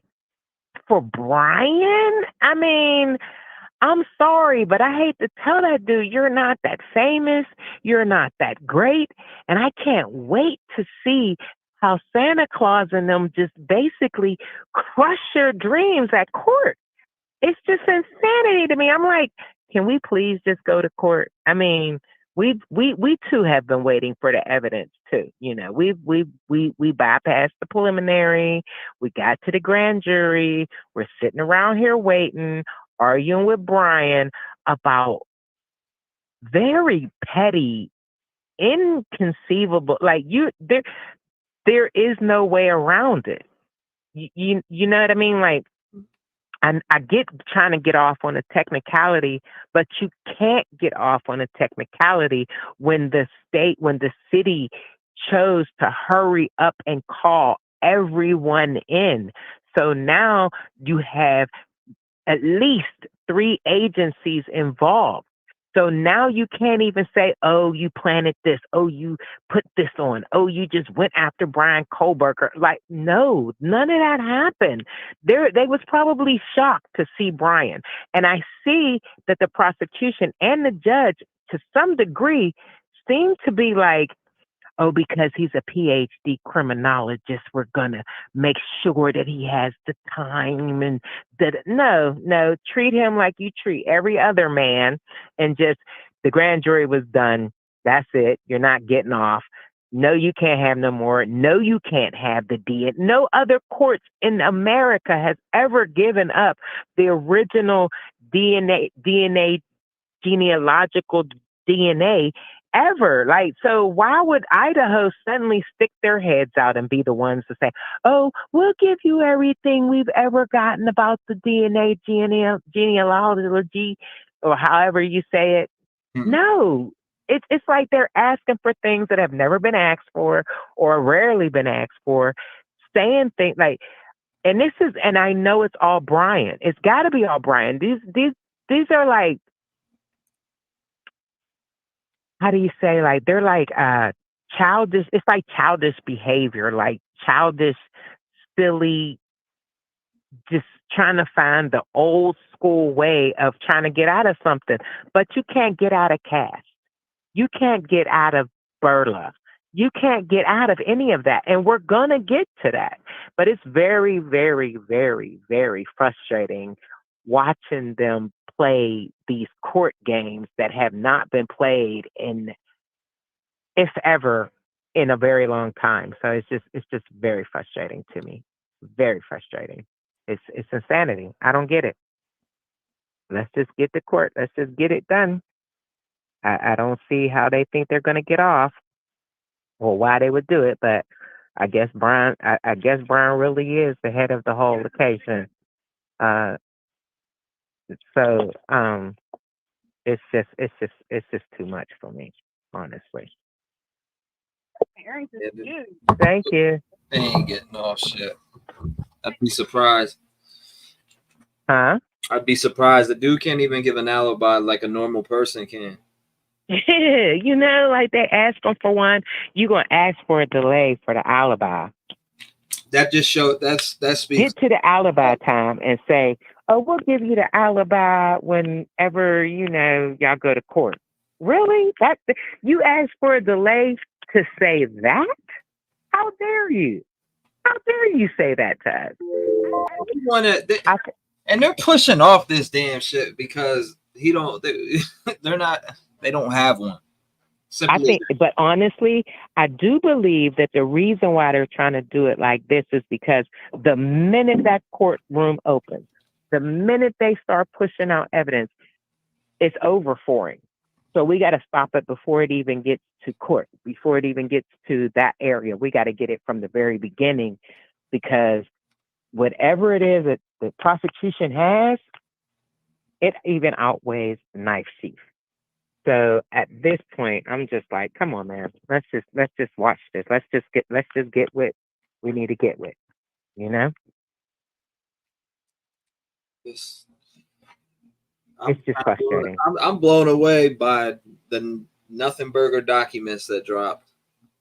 And they're so long for it to be such a nothing burger. Like what the girl say, it's a history lesson. It really, really is. People, I don't know. Like, I want to see this same energy towards, Rexy. Yeah. Where's everybody in Rexy's corner? Because they had the same shit to pin Rexy damn near. Phone pay. Exactly. What? I mean, come on now. Like, what's going on? What's going on out here? Why? Everybody wants to go to bat for Kohlberger. Why? Because this was like America's biggest case in a while. What is it? Absolutely.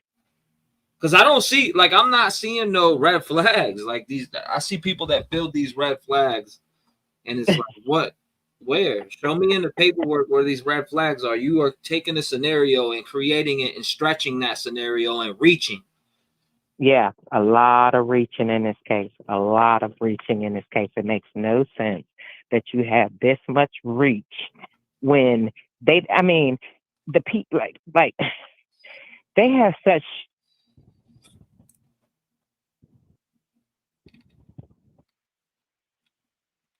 What happened? Oh, I'm sorry. I had transferred to my Bluetooth. No, They you have good. You good. so many people have such short PCAs. Like they got little stories. Like, you know, they don't even tell you what's on there. They just say, up, count this, and this is where we saw them, and so therefore we want them. And they get the arrest. This man had a 16-page PCA. They have covered their asses every which way there possibly could.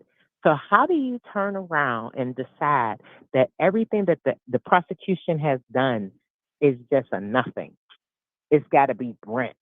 It's got to be Showalter. It's got to be Bethany. It's got to be DM. No, it's got to be the fact that they got him on video coming in and out that daggone house, and they know damn well enough he killed him. And let's get to that daggone video. I want to see it, because how long did they hold the video on Aiden Fucci? How long did it take them to go to court? 4 years, 3 years, or something like that? And no one knew about that video.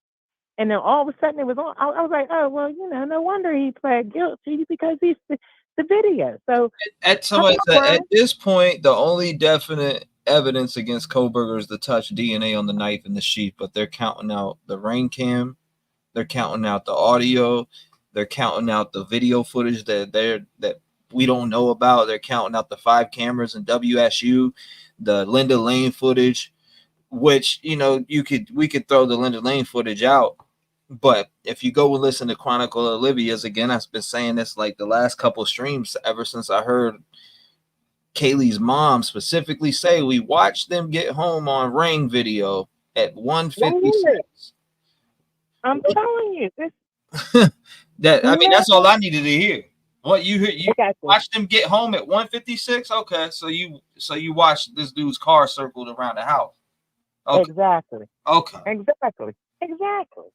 I mean, I'm sure that Bryans felt like all rural areas wasn't going to have any cameras. I think he's surprised at how much evidence they've been able to gain over him, and he's all pissed off. But that's fine.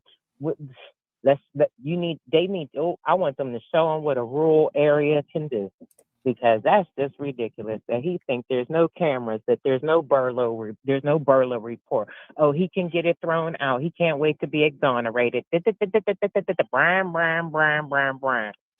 What about Kaylee, Maddie, Ethan, and Xana? And then those other 2 roommates. Like, it's just absolutely unfair. Like, they're very concerned about Brian and the fairness done to him. And I am too, because like I said, I really don't want them to get the wrong person. But I really believe they have the right person. And I really believe that the judge and everybody needs to start looking at those families and start respecting them too. Let's stop BSing. Let's do this. Period. Let's show him what you got. Let's show us what you got. Let's do this. Like all this. Oh, well, let's throw out who throws out a grand jury? Since when? Since when they ever done that? That's insane. It's upsetting me. I can tell you that. It's really upsetting me, because I really don't understand why we can't ever make it to court, or at least see some more evidence, because like, I'm tired of him getting away with mess.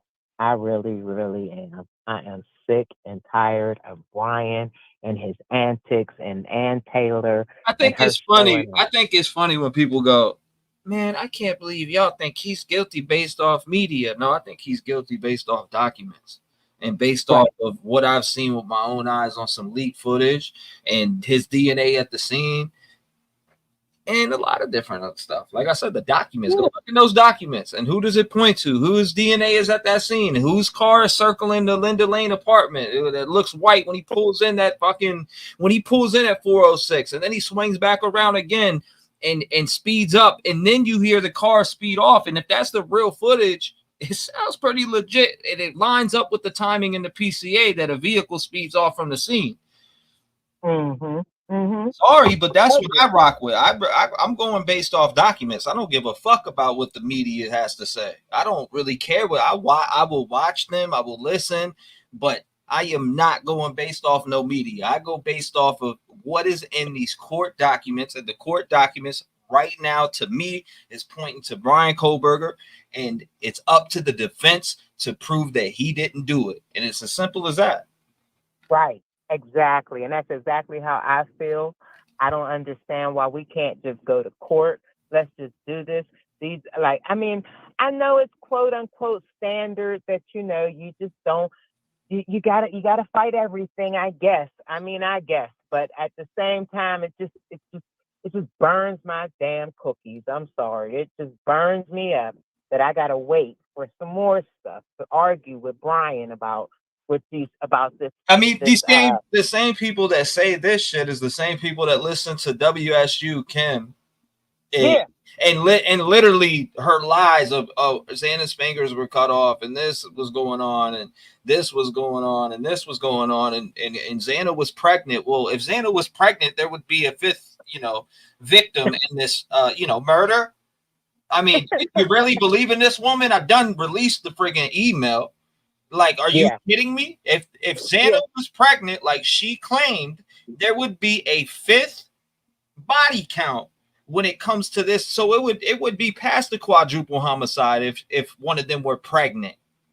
Indeed, absolutely, because it makes, like, when you hear people talk about these add-on the conspiracies, it really makes me mad. Then I'm really like, let's go to court. Let's really kick ass, because if I hear one more person say drugs, cartel, Brent Kopaka, Bethany, thank you, Bernice, Dylan, like these evil people that have not went to jail, all these drugs that have not been confiscated, because if it was that many drugs, they would have been.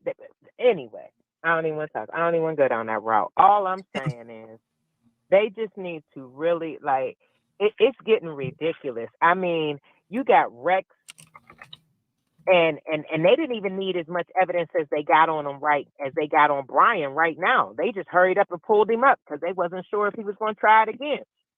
You get to Brian, and it's just like, I'm so sorry, but fuck him. I don't understand. I'm sorry. No, okay. It is Brian. like. It just, I mean, he like. I just don't understand why everyone is kowtowing, and then they're like, "Oh, he couldn't have made that many mistakes because he's a PhD." No, he is a PhD failure. He was not allowed on the police department. He did not finish as a TA. There's only two things you can do with your PhD in criminology: either be a cop or be a teacher. They won't let him do either. So he decided he was going to do a murder and get away with it. And like, that's just, I mean, I don't know how much more anyone wants to see or understand about this nut, that he is a nut. He just wants to bother everybody. I'm almost ready to write the jail and just write him myself. Could you just tell these people you did it and stop this? Just stop. Stop wasting people's money, time, and energy behind your bullshit. If it's this year, if it's next year, if it's the year after, you're going away. They're going to kill you. Like, I don't know. I'm just mind blown behind the entire scenario. Like today, really, I mean, I really waited for an entire, I don't know how long, for the alibi. I sat around all day on the 24th waiting for the alibi paperwork. They come out and they say, oh, well, we'll give you the alibi when we get to court through the other people. And if we don't, then maybe I'll sit here on trial. Boy, shut up. Okay, get out of here with that. Did you say that? And then you turn around and then the next day after you say, we'll share the alibi whenever we get to court or whatever, you say throw the indictment out. Are you? It is nerve-wracking. I have never been so nerve-wracked. And I was today's paperwork just irked my nerves because it's all a bunch of nothing burger that they really are going to have to sit down and go through and fight back and put them people through even more because why? I just don't understand why. Why are we here? You haven't said that you were mentally incapable. You haven't said, oh, I was asleep or I went down to Albertsons. You could have said that, but nope, you got to be a butt. So here we go with the butt stuff, and that's fine. But I'm sorry, Brian. They have way more in a rural area than what you think, because he thought he was going to go teach them how to do cloud investigation. No, they obviously already know how to do cloud evidence and electronic evidence and every other evidence that you thought you were going to teach them. They got it. They got it covered. And I can't wait to see how they got it covered. And I can't wait to see your sister come in there and say, oh, he's a prick that had on gloves. He ain't never wore gloves a day in his life. I just want to see it in court. I think I'm going to laugh my butt off the entire time that he is at trial because he's to me, at first I thought he was like this genius criminal. But as the time has gone by, and I was like, well, maybe, he's a genius criminal that accidentally left the sheath. Thank God. But now I'm like, man, you're just a dumbass. You're wasting the world's time as crimes go on and things go forward. You are a waste of time, and we could just hurry up and take you down. It makes no sense.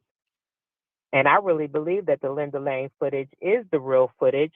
And I think that it came out because of everything that Ann Taylor was sitting up there chit-chatting about, oh, the DNA was placed and this was done this way and this was that way.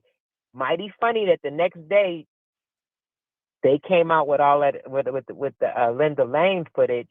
And then they had that, 2-second court hearing. I was so shocked 5 minutes later. I was like, was there another meeting or something?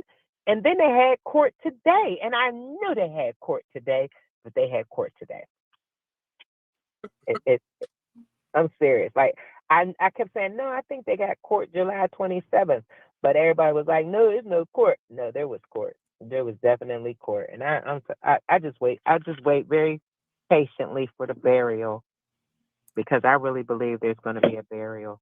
I understand that everybody wants me to say guilty. I mean, innocent until proven guilty, but I can't anymore. Like I always say, his actions prove him guiltier and guiltier every single time. And this is just yet another one where you done some dumb stuff and said something stupid and it's airless. It's like all these holes and it's just airless. It's just air horns just blowing in the wind. It doesn't make any sense. That's all I can say. He makes no sense anymore. I thought he was going to come up with something for the alibi. And even after what he came up with the alibi, I was like, all right, we'll see. Let's just keep it moving. And then she says, no, throw out the grand jury. If all else fails, we can do a preliminary. So you want to harass these little young ladies? I'm 53. I don't remember all the way to 19, but I do remember when my daughters were 19. Mm-hmm. And I'm sorry, people. Dylan is a dingbat. He really is just a goofy college girl. Period. I don't know when they're going to say it or when they're going to let it be out or let us all know about her and her stupid stuff. But she wasn't hiding no drugs. She wasn't cleaning up no footprints. She wasn't doing none of that. She was sitting up there trying to figure out if something actually happened. The morning when she realized, oh, maybe something really did happen, she called his friend to make sure, will you come over and you wake him up because if something really did happen, I don't want to be in there and go in that room. And guess what? Something really did happen, and they called the police. And Dylan's goofy butt was just over there in hysterics. And that's the end of it. Bethany saw a little, and maybe she did see somebody naked. It would make sense to me. Yeah, what? Naked, running from the scene, clean? Yeah, cleaned off. All cleaned off and rest. If you look at that footage that was released, it was 6:07. He swung around. Right, it was like that last go around the building, and you think about it, it kind of matches up with him parking in the back and just running down that little hill. This is a small hill and going straight in. And then if you listen, you can actually hear a car dipping out. If you listen to that, I'm telling you, I was able to match the 3 a.m. What was it? Banfield footage. I heard the car. What was it? The horn. Like when you guys did the you can hear the horn in the video, the body cam, and then you hear the horn on the footage that they released, the Linda Lane footage. And from there, then there was like a lot of things. Like somebody did pulled out the camera and showed the font through the camera on a different camera that's like the first camera, and that lines up. It just all lines up. I know the police can't come out and say that's actual footage, but that's actual footage. I'm sorry. I know that's actual footage. Like I said, I know for a fact the audio from the Banfield. I have a video. It's right here on my computer right now. I'm looking at it. I matched the Banfield video with the Linda Lane, same exact time, same timestamp. You can hear, how they were honing in on that alleged screams or whatever sound it was. I was able to match that sound up with the same exact sound on the Linda Lane footage at the same exact time, same timestamp on the cop's body cam. Yeah, I saw that. There was that. It was looking at the camera for camera with the same exact font.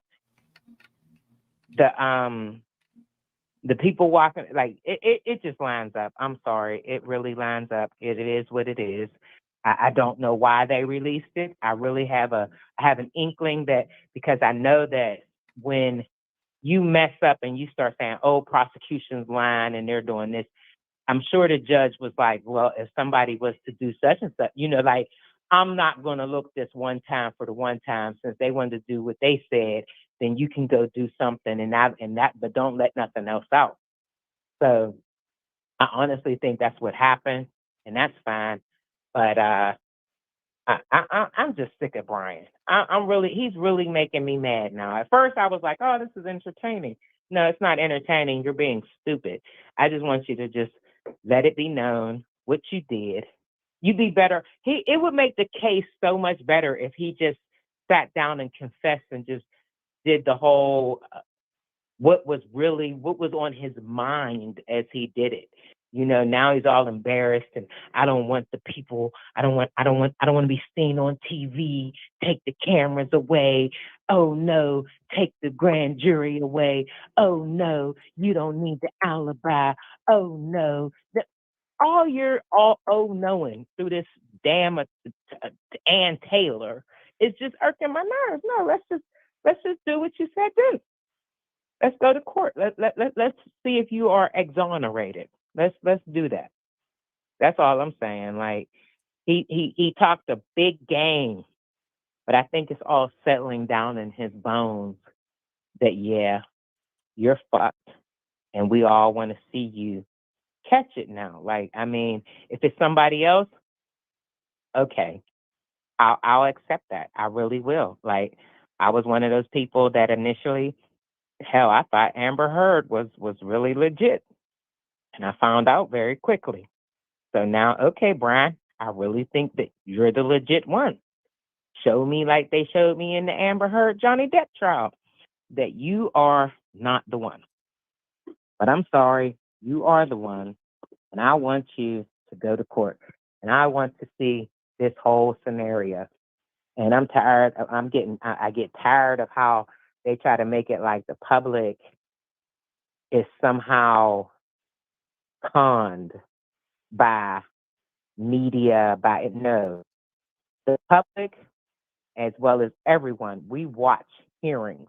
We will never see anybody just get buried amongst burials and just leave. No, that's not. No, that's not going to happen. That is just not going to happen. So I'm just looking forward to it. That's all I can say. I'm looking forward to it. I'm a little irritated with how she wants to put off on the grand jury. So now we got to go through the grand jury. We can't even talk about the freaking case. We got to talk about the grand jury. Like, that's so old and so over. But okay. All right. And that about sums it all up. Yeah, for real. But okay, I know I've gone well past my time, and I apologize. It's all good. Much needed conversation, in my opinion. Like, it's just very upsetting. Like, you sit around and you watch them, and you're like, okay. The only thing they've done is show me that what his name is. What's the other attorney's name? The dude. He can write when he really want to write, and boy, can he get smart when he really want to get smart. And Taylor, she a decent little lawyer to be working for the public defender. The public defender's office. That's great. But let's go to court. Let's go. Let's pretend like some old public defenders and just stop and let us go to court. Because I think that for once, the prosecution is about to really strike. I think that they asked for a freaking, what do you call it? Plea bargain. And they told him, nope, he's going to die. Yeah, that's not, I mean, we know that there's shit going on that we don't know about. They got shit sealed away. And that's what's keeping a lot of people grounded. Like, people, and it is actually sad because a lot of people are advocating for Brian. Innocent till proven guilty. Yeah, I stand by innocent till proven guilty. But if you read them documents, it's pointing at Brian Kohlberger right now. Who else is it pointing at? Your wild theory of who Jack D and Jack Showalter and all these other people that you have no idea about, that you think you need to know their business because the police, we got to trust the police work. And if they did fuck up there, the defense will unfold all of that. And they will be famous forever for doing that. So sit back and let that play out. But I don't think that's going to happen. I don't see it happening either. I mean, I get so tired of them talking about, oh, it's this person, that person. I mean, I don't know, man. I can't. It really. It's very strange to me that there are people that continue, like, fighting for Brian, like you're holding this grand stick of a flag for Brian, as if these families aren't looking at you. Not necessarily that if you're for Brian, just say I'm for Brian, and we'll just go ahead and go to court. Don't create masses of people that are involved. I mean, what did that one chick say? There was like at least 7 people involved. Are you serious? Do you see how Brian walk around here? He ain't got a friend. Somebody told me the same thing. A caller said tonight, it's a snuff film, and they sent me pictures. This is a picture of the murder scene.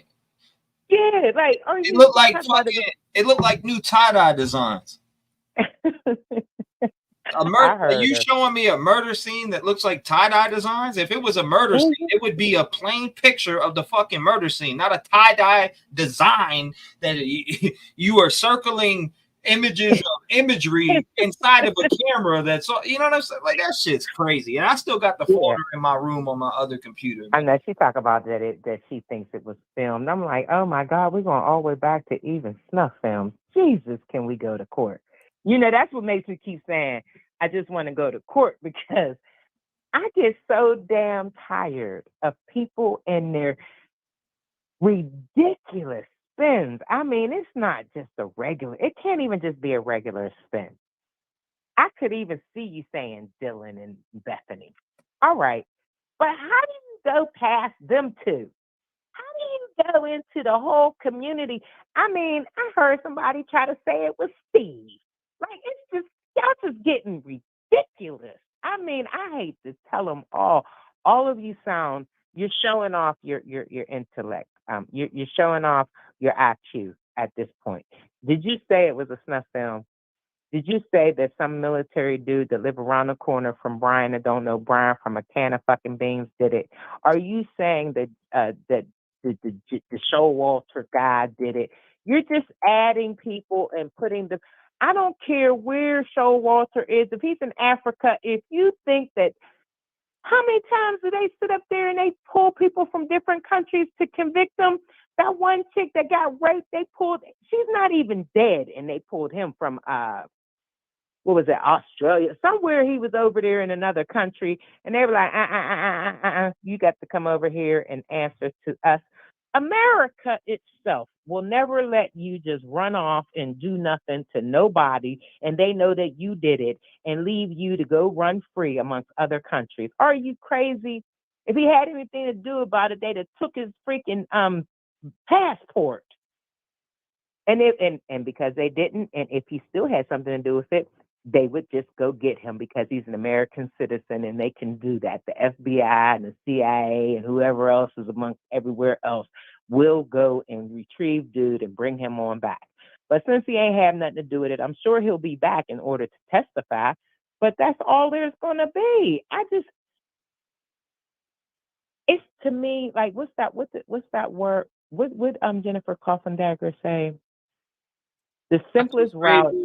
You got which one? The simplest route is the easiest route. That is usually the route. Like, and I mean, I'm just thinking about all the conspiracies, even the Justin, like all of this. But the simplest route is the easiest route. He was falling apart at his school. He had a crush or something on Maddie, and he went over there to do some business. I'm sure he didn't realize that Kaylee was even home. Her old car wasn't there. She just bought that car on Friday. And he didn't think he was going to have to come downstairs and do nothing to Ethan and them. But when he came back downstairs, they was up and moving around. He wasn't going to be able to leave out the house. So they had to go too. And let's just be grateful that Dylan's room was where it was, so it looked like a closet. Let's just be grateful for that. Stop beating her up and realize her room looks like a closet. Thank you, God. Or it would be a jam up for her too. What if they had killed everybody in the house? Would y'all be more satisfied? Damn, I actually, what was that comment? It just shifted. Somebody said the defense strategy is to taint the jury pool. I think they might be right on that. It's got to be. It's definitely that. Because I mean, you got everybody saying the media is trying to do that, but then I mean, you got the defense trying to do it. So, and then you got people on board with them. I've never seen. There's some people that I've been close with. I would consider close with. And I swear to God, they will take one sentence out of the PCA and flip it into 20 different directions. Man, I'm trying to tell you, and it was so funny because just as before I called you, I had some people in my cab from Idaho, and they, like they kind of know the case, they kind of know of it, older people, and they were like, and I was, speaking on. Because your show was on and they were listening. They were like, oh, this is really good. Da, da, da, da. But they don't know anything about the ins and outs of the case. So they would be easily pushed a certain one way or the other. Like they could be the jury pool, the mess up everything. And I was like, no, because it's like this. And they were like, really? That's what they're doing? That's what they're doing? Wow. Like they're like, it's just funny listening to people from Idaho speak on the case. All they are is just sad. They're not even listening to YouTube about what's going on in the cases or anything, but they are seeing these filings coming out, and they are listening to the news as far as the newspapers or little excerpts they see on TV. And this is what I'm saying about Ann Taylor. Like, that's great and good, but I hope she have that energy when they get to court. That's all I'm saying, because it makes no sense to dirty the ears of the jury pool and then try to blame it on media. But her writings, the other attorney's writings are showing or saying things that make everyone feel like there's some reasonable doubt. Fighting the grand jury like the grand jury was tainted. So everybody's tainted, huh? Everybody, the grand jury, the city of Idaho, the state of Idaho, the FBI, the judge, everybody but Bryans is guilty. Yeah, and that I actually can see that. I see it every day. Now, Everybody, I see it. I read that most of the way. I mean, there's a lot of people, and for me, this is how it goes. When it comes to victims being brutally murdered, I'm biased with the victims. Yeah, I'm with the victims. I'm with the victims, and if they got some type of evidence towards a guy, let him see his day in jail. Let him see his day in court, and let the defense prove if he's innocent or guilty. And that's their job to do that. And it ain't my job to stand next to the defense and say, "Well, Mr. Kohlberger," that's their job. I'm somebody who likes to stand for victims, so I'm not about to go stand up for Brian when his DNA is at the scene, his alleged vehicles going around the scene. They say they have this. I am going to trust that they are going to prove a case against Brian Kohlberger. If they don't, he walks, and we're looking for the next person. But all these different scenarios that everybody is creating, it's just unrealistic to go beyond that and to start pinning and arresting people. We are not police. We are people who want justice. And that's that. It's as simple as that. So, it really is. I hate when people come up with a bunch of excuses for the guilty party like that.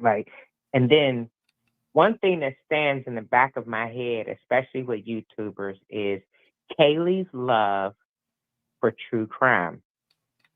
Mm-hmm. And for her, I feel like all creators need to really think about, what would you want to see Kaylee see as this case goes forward? And she's she's like a subscriber. She's like a member. She really watched Olivia. She really enjoyed true crime. So let's make this true crime, not false crime, not, it could be. You can always say he may be innocent, but we don't have another person on him yet right now. So we'll just go with him and see and see the evidence between the defense and the prosecution, not add on new people, just what's the prosecution saying? What's the defense saying? The prosecution isn't saying much other than every time the defense do some old dirty work like they just did, the prosecution just comes along and just smacks it like, listen, shut up. Where's the alibi? Period. Like, okay, we can look over the grand jury and everything, but where's that alibi? Where's the alibi? It seems that a lot of people keep skipping over these phone pings. They do. That are very accurate. They say they're not accurate, but I'm sorry. Go hide your iPhone right now and find it. Listen, I've seen them. I swear to God, I even looked it up today to make sure that I was right. They can track a phone even if it's turned off. Like, it's weird. Like I want to say it might have been Jeff H. because I really watched the entire video of it. But they had turned one phone off and one phone to airplane mode. The one with airplane mode gave up more information than the phone that was off. But the phone that was off, when both of them were turned back on, they kicked out much data. And they said everywhere like the one that was on airplane mode, it showed everything all the way except for one store. But the phone that was turned off, it didn't show up maybe 4 stores as opposed to, but they had went all over the place, and it went all over the place with them. So yeah, Brian, let's just go. I mean, you the one took your car, you the one took your phone, so let's see what you got. I can't wait. It's going, and the Burla report going to be another one. That's not your car. It's not really okay. So let's see what the Burla report say. Now, if the Burla report come back and say that it's not your car, then it's not your car. If your cash situation and your phone wasn't anywhere near Moscow, okay. So we will move on and we will look for a new person. We apologize.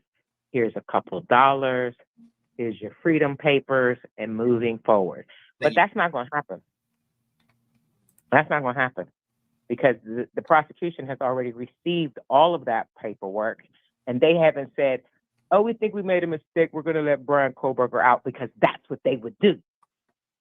That's what they would have to do. You can't take a man to court and he supposedly drove his whole car and not have the Burla report when the car has a Burla in it and tell us where that car been. If you can't tell me where that car been, then you won't be telling me the truth. And I won't be really believing everything that you're saying. I'm going to put some question marks up. But they have that man to the right. What? I'm sorry. It's not even like people. I see some people in chat that are like, our opinion is, I have my opinion. I get it. I understand. But if you're going to say one thing, right? If you're going to go, well, all they have is DNA and that's it. Or all they have is DNA on the sheets. And I forget what somebody said, but they said DNA and one other thing. And they left out phone pings and they left out all the other evidence that would be used against them.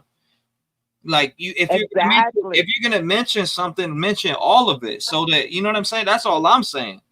I love all of I love opinions all day long, but if you're gonna say that all they have is this, but leave out all the different things that are in those documents, I gotta say, hey, there's these things in these documents that they talked about, so that's not just that and that.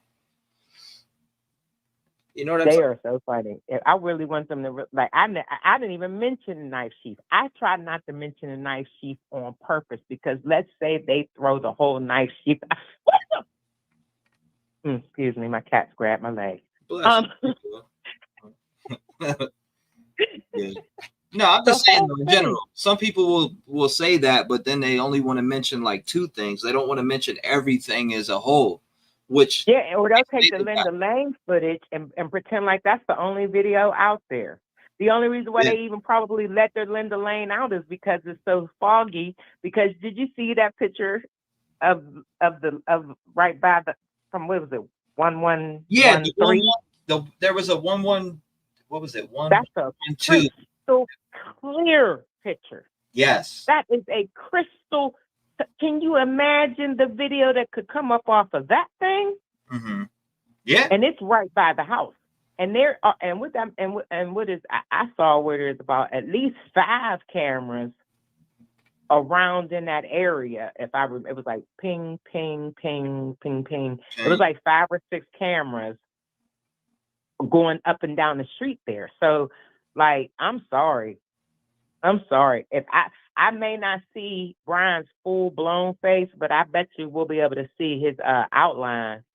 I'm sorry. I got it happening. I got them saying we have him on video going in the house and running out the house, and or they have him in the back changing his clothes. Who knows what they got? Jeff wrote out my thoughts, and I really think this too. I could be wrong, and I'll own up to it, but I think that 1112 camera is going to be his downfall. And it's funny because I was just about to say this, and Jeff wrote it, and I might as well just pin his comment up there while I talk about it. I think it is going to be his downfall. I did see the screenshot from it. It is crystal clear, but I still question in my mind what Christy Gonsalves was talking about when she specifically said Pittsburgh. She said, I seen them get home at 1:56. And not only did that corroborate them being at the food truck and getting their ride home, she said, I seen them get home. So when you say I seen them get home, that says you seen them get home on a camera, which she did say bring video. So when it comes down to that, if she seen that, then what else did she see? Yeah.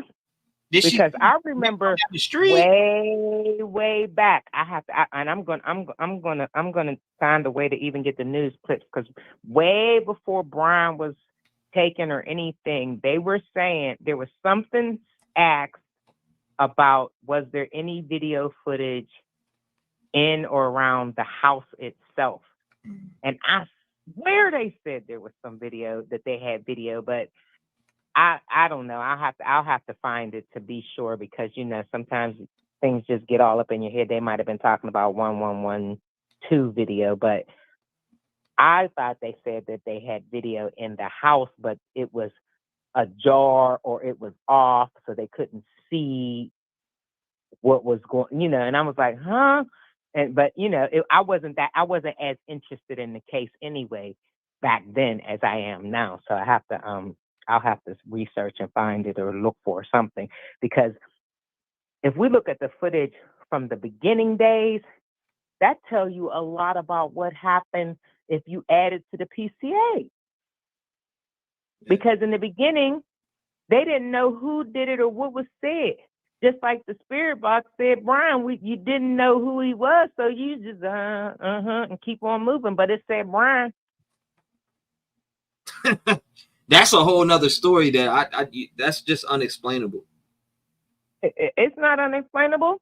No, I mean, like, this unexplainable that on November 25th, I've got that. And, people drag me for that shit. But it's on live on this channel right now. Like, I'm sitting here right now on November 25th. Nobody even knew who Brian Kohlberger was. So what are you going to say, that I put it in there and I knew who Brian was before then? Because that would have to be the theory. You the one set Brian up anyway. Shoot. Since everybody's setting up everybody, and Brian is, that's what happened on November 25th. It's on my channel.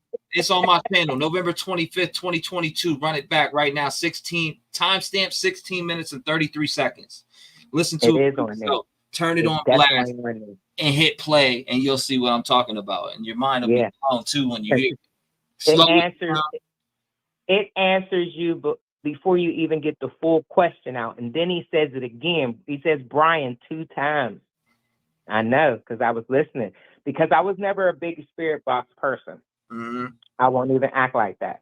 But when I heard when I've heard some of the answers lately, plus going back and listening to that Brian twice, I was like, you know what? I'm gonna have to just sit here and just listen to the background sound and zero that out and really try to listen for the words, because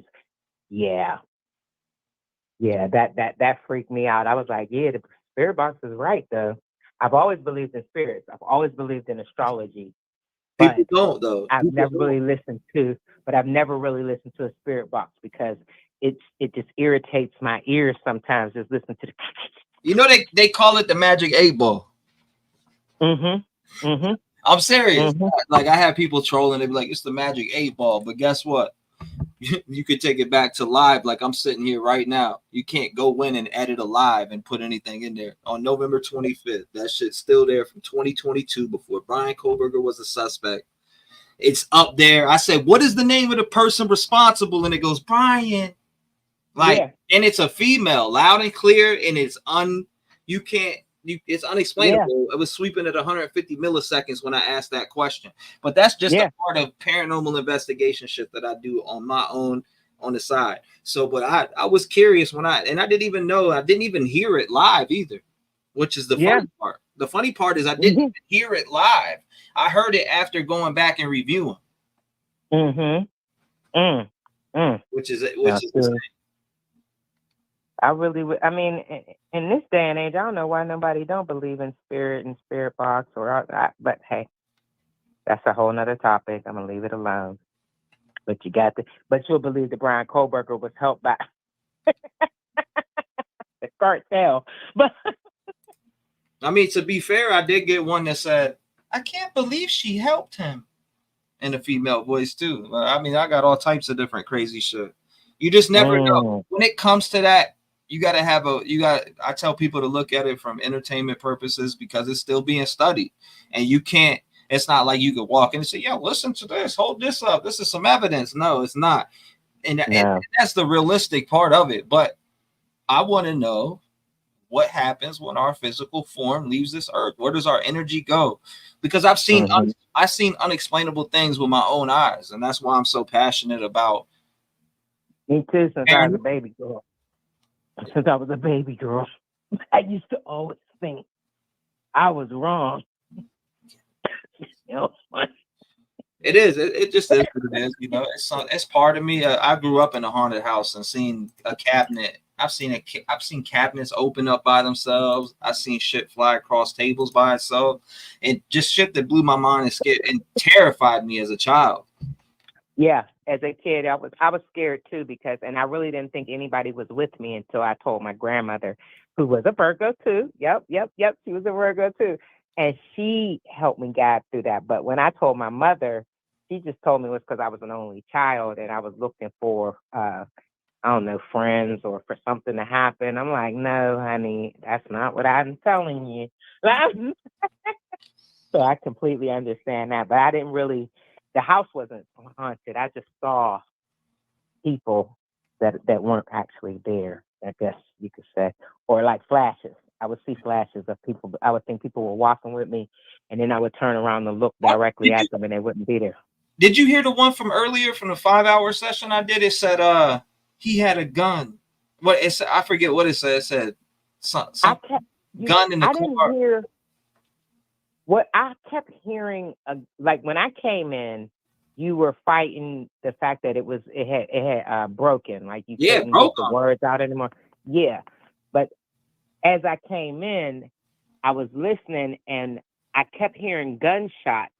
And I was like, why do I feel like there was like I heard the gunshot, so I didn't really hear him say anything about a gun. So I had thought I just put it in the back of my head that there may have been something like that or something to some gun or something. And I was like, well, maybe it's just in there. I don't know. But yeah, I didn't get to hear any words. I said I was going to go back and listen. But I hadn't. I clicked it in Discord. You can hear a male, and he talks over multiple frequencies in one sentence. And it's when Regina had me ask a certain question, and she said was Xana forced to something, and it said I can't remember the exact, but you can hear it clear as day. I have to scroll and find it because it is absolutely insane. I have it clipped too. I have it clipped to I have the actual, it says, "Hey, Trev." It said my name. It goes, "Hey, Trev." Let me pull this shit up because now I'm curious. I forgot exactly what it said to the magnitude. So I need to know word for word what it said before I say it. Okay. Let me see. That's 10:27. I got to keep scrolling. It was way earlier tonight before I got on live. And, I get it. Some people don't believe in that type of shit, and I respect that. It is what it is. Right. I know my beliefs, my passions, and what I love. I'm not saying it to be 100% credible, and I'm not saying it to be 100% not credible. You just can't. You can't do that. Yeah, but you can't delete that it could happen. Yeah, exactly. You can't put that away either. Like you don't have to, because just as there are good spirits, there are bad spirits too. So exactly, you have to, but understand that it goes on. It could be manipulation, 100%. Right. Exactly. It could be 100% manipulation. I'm looking for it still. I'm still scrolling in Discord. Good gracious. I'm at. Discord be so busy. It's hard to keep up, ain't it? Yes, it is. I'll come in and be like, okay, I'll just have to ask what we talking about because my goodness, it's a lot going on in here. Yeah, there is. It's a lot going on in Discord all the time. I can't even I find. love Discord, man. I don't know why more members. Well, I mean, I get it. You don't want to overload Discord because you know, you never know how many energies come inside of there. But I will say this: Discord is bomb right now. Like seriously, I get to talk to Larry, and I talk to Sunshine, and I talk to the Lania. It's just it's very relieving, and it's like having another family because not everybody thinks the way you think and doesn't, you know, encourage you the same way. Like I really enjoy Discord. And I never thought I would, but I really enjoy Discord. It said, all right, so it said, hey, Trev, he's alive. He had a gun in the car, just like that, crystal clear, like me and you were talking right now. Oh, real? Dead ass serious. I got it right here on my phone. It said specifically, hey, Trev, he's alive. There's a gun in the car. He's alive. Wow. He had a gun in the car. Clear as day. Class A, probably one of the best ones I've ever got. Crazy as shit. Crazy as shit. Now you won't take it and cash it in no bank, but it's definitely unexplainable over 150 millisecond sweep, 200 millisecond sweep. Unexplainable to the core. Thank you, Mark. I appreciate it. And you're good, Mark. The Scent says, how many people's blood were on the knife sheet? 2 or 4? If he started upstairs, it will only have 2. If it has 4, he started downstairs. Huh. I mean, I don't know how we would know that. Started down. I don't really want to go down that line, but at the same time, how can he have started downstairs if she was on TikTok at 12 o'clock and she had received a DoorDash order? He was upstairs first. He went right past the downstairs, ran upstairs. He thought he had Maddie all by herself. She wasn't by herself. And it just created a lot of chaos for him. And he tried to do his best that he could with the training that he has, with the athleticism that he has to get down and out and away. I can't wait. People like, as far as blood on the knife sheath, I've never seen a statement in the documents that talks about whose blood is on it. But I mean, obviously they talk about the DNA on it, but I'm interested to know, which I don't think they have. I've come to a conclusion where I don't think they have the knife, because even though they have knife written on that Pennsylvania search warrant, and it's unlabeled, is that? But at the same time, they said that they didn't get the weapon from there. So, exactly. So if they say they didn't get the weapon from there, I'm going to believe that they don't have the weapon. Or if they found the weapon, they dug it up down in that park that he was in. I think that's why they went and they came and asked for the steps app, that Strava, to see if they could find it by walking his steps down in those woods. But I don't really think they have it, or if they do, we don't know. But all I'm saying is, I believe they have video of him coming and going or getting redressed. He's there. He's definitely there. And I already know that they didn't plant the knife sheath with the DNA. I think that DNA was just because they only found, what did they say, like 20 pieces, as opposed to that they usually use 100 pieces, whatever those small things are. And under normal circumstances, and at one time, if they only had 20, they wouldn't have been able to match it. But because of the new labs and the new DNA testing, they can test it off of almost anything. And those 20 was just enough. And for it to just be that little bit, then I think that what it was is his DNA went up and under one of those buttons inside the circular, the inside one with the inside, of the button, and it just scraped and scraped until it got a little bit up under one of the edges, and they barely got that. And I'm very glad they got that.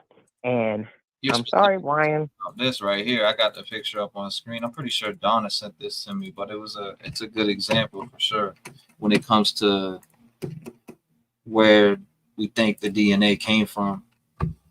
Thank you, Jersey girl. I appreciate you. Didn't they reach one when he got arrested? The retrieve one. I see what you're saying. Texas Brand 479 says, didn't they retrieve one when they got arrested?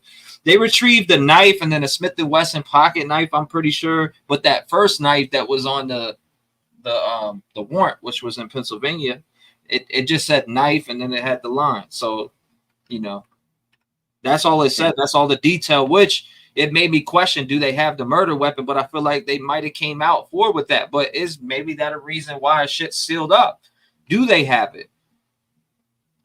They may not have expressed everywhere, like, okay, there's nothing. If they found it, I really believe they found it outside. So therefore, them giving the search warrants up from this area, from the different, the apartment, the office, and the car, that they are saying like they don't have the knife sheath. And I was like, okay, so you don't have it, and they didn't have it in his house, because I remember them saying on the news that they are told that they did do a search on the house, and no, they do not have the knife, the weapon from the house. I thought they had the weapon from the house, but they didn't.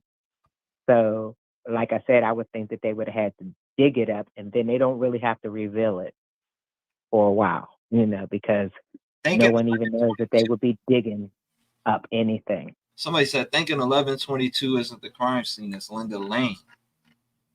I mean, it specifically says 1122. Shout out to you, though, P. Morgan, for the 2. But yeah, it specifically says 1122 King Road, but that'd be wild. Crawled out the window. Yes, you're right. Above her. Yes, the caller is right. Steve said he didn't have to go upstairs, so I'm assuming E and Xana were first.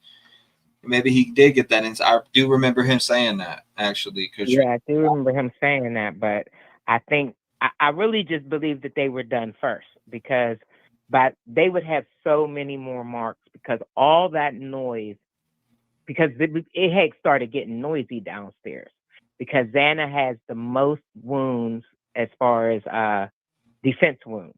Mm-hmm. Remember that? So if it had been all of that downstairs, Kaylee and Maddie or at least Kaylee would have woke up and came, either been coming down the steps, or, she wouldn't have waited upstairs, because she was a fighter too.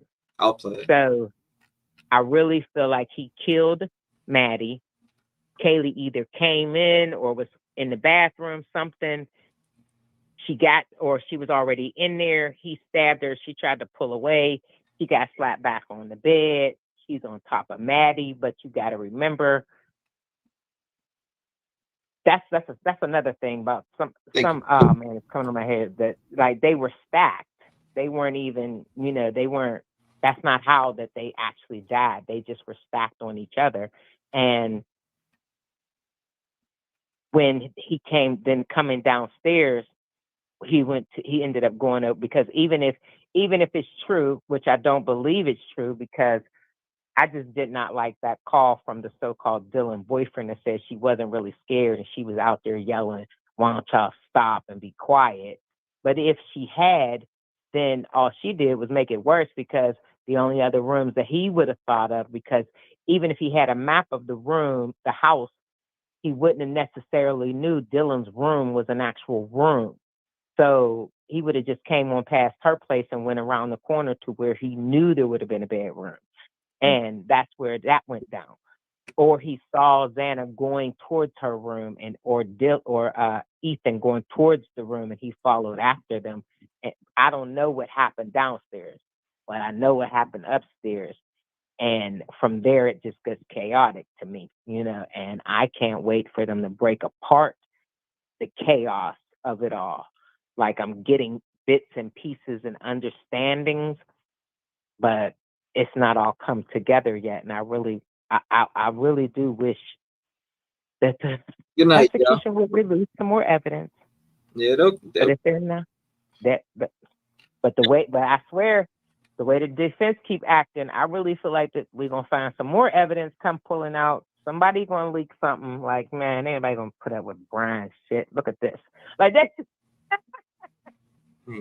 It's wild. I appreciate you, Pittsburgh, for chilling on the phone with me. It was a great conversation. I appreciate you. Damn, we've been on for like an hour and 7 minutes. I thought it was like 30 minutes, but damn. I'm sorry. Nah, you good. Shout out to you. Great conversation. I appreciate talking to you. I had a good time. I really did. I'm gonna have to catch you on panel one of these days. Yeah, okay. yeah. I would definitely have to get you up very soon. When we run a whole live. We'll talk. Indeed. Because I'll run the live with you. Because that's voicemails and all. You come on just as I'm getting ready to get off of work, so I'll just be up. Like, yep.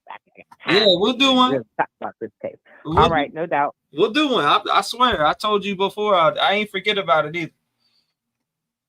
Okie dokie, and bring Gina on. That's my girl. All right. No doubt. I got you. God bless. Thank you for calling. All right. I appreciate you. Indeed. Lock your doors and your windows. Lock your doors. Windows, stay safe. All that good shit. Seriously, you need to stay safe. Protect yourself because there is evil out here preying on people who are just not thinking about. They're not thinking about people getting attacked and shit like that. So you need to protect yourself. God bless you, Pittsburgh. Indeed. Thank you. Talk to you later. I appreciate it. Home pain. That's a great point. All the bloody evidence could have been in the bathtub right there at Linda Lane Place. Yeah, shout out to Pittsburgh. Great call. I definitely have her up on panel. Love her. She's been around for a minute too. Pings for several months. Phone Dickies non-existent. Card there. Hell, I need Hollis list. They have so much evidence we don't know a tenth of what they have. That's a fact. We don't know a tenth of what they have. Somebody said Dickie's receipts, decent. That makes more sense. Great caller, Anna. Protector said, yeah, that makes more sense. Let's check this out real quick. This is what Jeff wanted us to peep. Let's peep. So maybe you're like me and are wondering about the camera that captured this footage at 1330 Linda Lane. I did a little research and I believe that this camera is made by Reolink. Not sure if this is the exact same model, but it sure looks the same to me. Yeah. One thing I noticed with this footage is that the font and format of the date and time appears to be the same with the Reolink. Another observation of this Linda Lane footage, at least in the 1227 to 1229 clip that was released, there's a moment where the camera goes into color mode. Maybe you were like me and thought it was the Wizard of Oz, but no. It's simply a setting in the camera. You can set it to go manually color, or you can have it set to automatically go color when the light level is bright enough. I imagine that when the vehicle did its U-turn, the headlights brought the light level up enough for the camera to go into daylight mode or color mode. I've heard some talk about the Wi-Fi going down on November 13th. I was curious how this would affect the camera's recording. So I asked the question of this YouTuber, Home Tech DIY. Here's his response. He says the camera is hardwired to the NVR, or network video recorder, and it records footage independently of the Wi-Fi and internet connectivity. There's also a micro SD card inside the camera. Oh, damn. So short of losing power, I imagine this camera is always watching. Please take a moment to subscribe to Home Tech DIY and also JLR Investigates. This is Jeff H. Thanks for stopping by my channel. Thanks for commenting, and thanks for clicking like on the videos. Good video, very informative, Jeff. Great one, for sure. Definitely a good video. Attention to details. Produces consistent high quality videos. So do you think that black Jeep, whatever it's called, actually red? They're diving into the Jeep in there. Good video, Jeff. Good video. Fire. Like it. Love it. Good work, brother.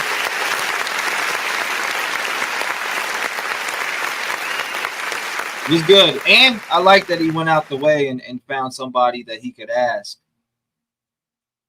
Wow, that camera. I might need to get one of them bad boys. They're pretty nice.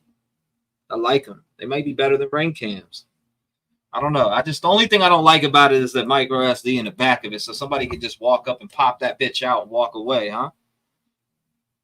Is that what I seen? It was a microchip in the back of it, so you could just walk up and what? I don't know if it's on. What is it? What is it screwed on? Just quickly unhook and pop that bad boy right up on out of there. Nah, actually, nah. I don't like it. I don't like it now. Yeah, JLR definitely always boosts the ground. Shout out to JLR. Shout out to JLR. Shout out to everybody that's been in here, man. I'm about to get out of here. I wasn't even going to go live tonight. I said I was earlier. Then I was like, man, I was already on for 5 hours on my second channel.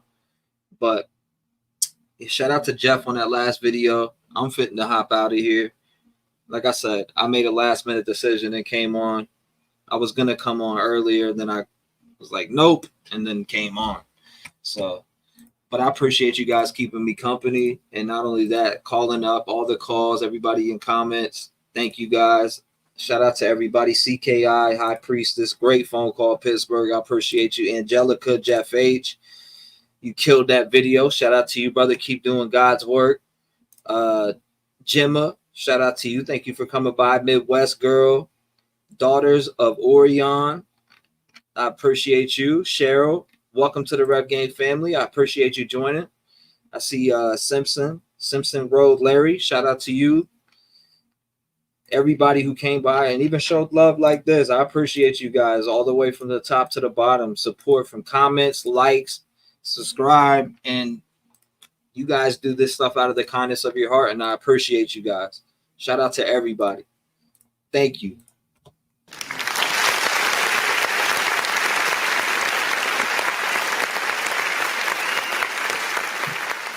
You guys know what time it is. Rev Game Strong.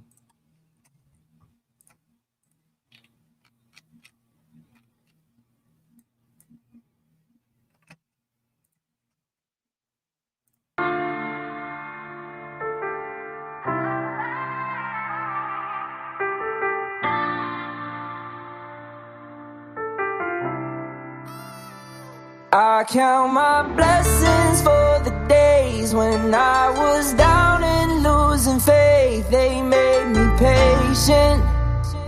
All I can say is thank you. I really wouldn't be the same if I ain't gone through all the pain. Look what it made me. All I can say is thank you. Wouldn't be the same with none of y'all by my side. You hold me down every day and it makes me strive. I wake up and look forward to doing these lives. A lot of y'all really came and opened up my eyes, and I hope I gave it back because it came with yours. No matter what they say, I know I opened up them doors. I brought a family together even though shit was rough. They tried to shut us down, but we really shut them up. No matter what, we stand together when shit gets tough. I wanna thank everyone for showing me love. The Rev Game family is something I cherish and love, and I'll smack anyone for fucking with us. Blessings for the days when I was down and losing faith. They made me patient. All I can say is thank you. I really wouldn't be the same if I ain't gone through all the pain. Look what it made me. All I can say is thank you. No one big of a voice to the voiceless. People get killed for other stupid choices. Standing up for the families that took a loss is something that we find important. Rap game strong, chest up. Little homie, keep your head up. You can be whatever you want. Get rid of the fake and it will lead up.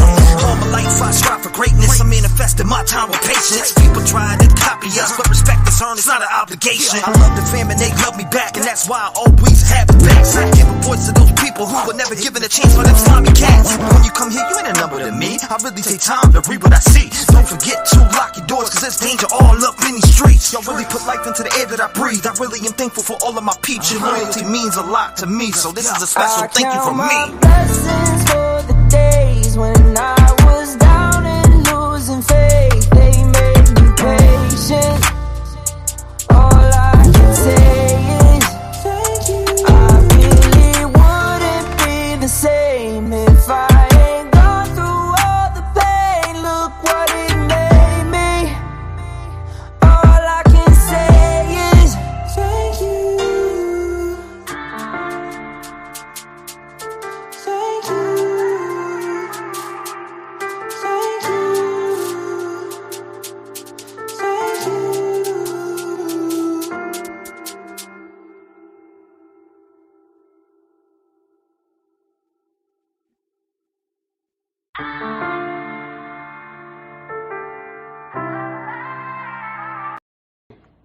maybe not. Maybe fuck yourself. Yeah, I got goals. And you know what? I was trying to help a lot of people and not worried about myself, not pushing forward, not worried about my grind. I put everyone before me. And I promised myself when I woke up on my 32nd birthday that I would make a change. And I'm gonna stick to that.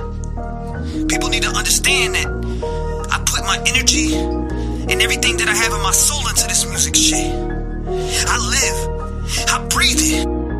I got this music running through my soul. You may never know. Step away, cause I see the fake. Foot up to his throat. Anybody stepping in my lane, they gon' catch the smoke. Got my goals and I'ma stick to it. I ain't playing hoes. Listen, homie, I ain't playing around and run circles around these fucking clowns. Anytime that they talk shit, they know I'm ready to go walk them down. I do what I do with the best I say this shit with my chest I fuck with mine, you get stepped on. I run the trap with no legs on. Pump the gas up like an Exxon. Pump the brakes before your ass gets flexed on. The mic is my weapon, these words are my bullets. And you be foolish to try to test me, I cock it and pull it. They be hating, let's face it, they try to turn me to Satan. I got a cross on my chest, God's got my back with the fakeness. I spit my shit with conviction, you rap that shit you ain't living. You signed a deal with the devil, I'd rather go to a prison. I'll break them down in a sentence, with this pen I was given. Have it quick in the mission, my hands are certified like physicians. I'm not pausing for the wicked, I'm above and I'm winning. They just wanna see me fall, but I stay breaking down the fence. Over the years, people always wanna get at me.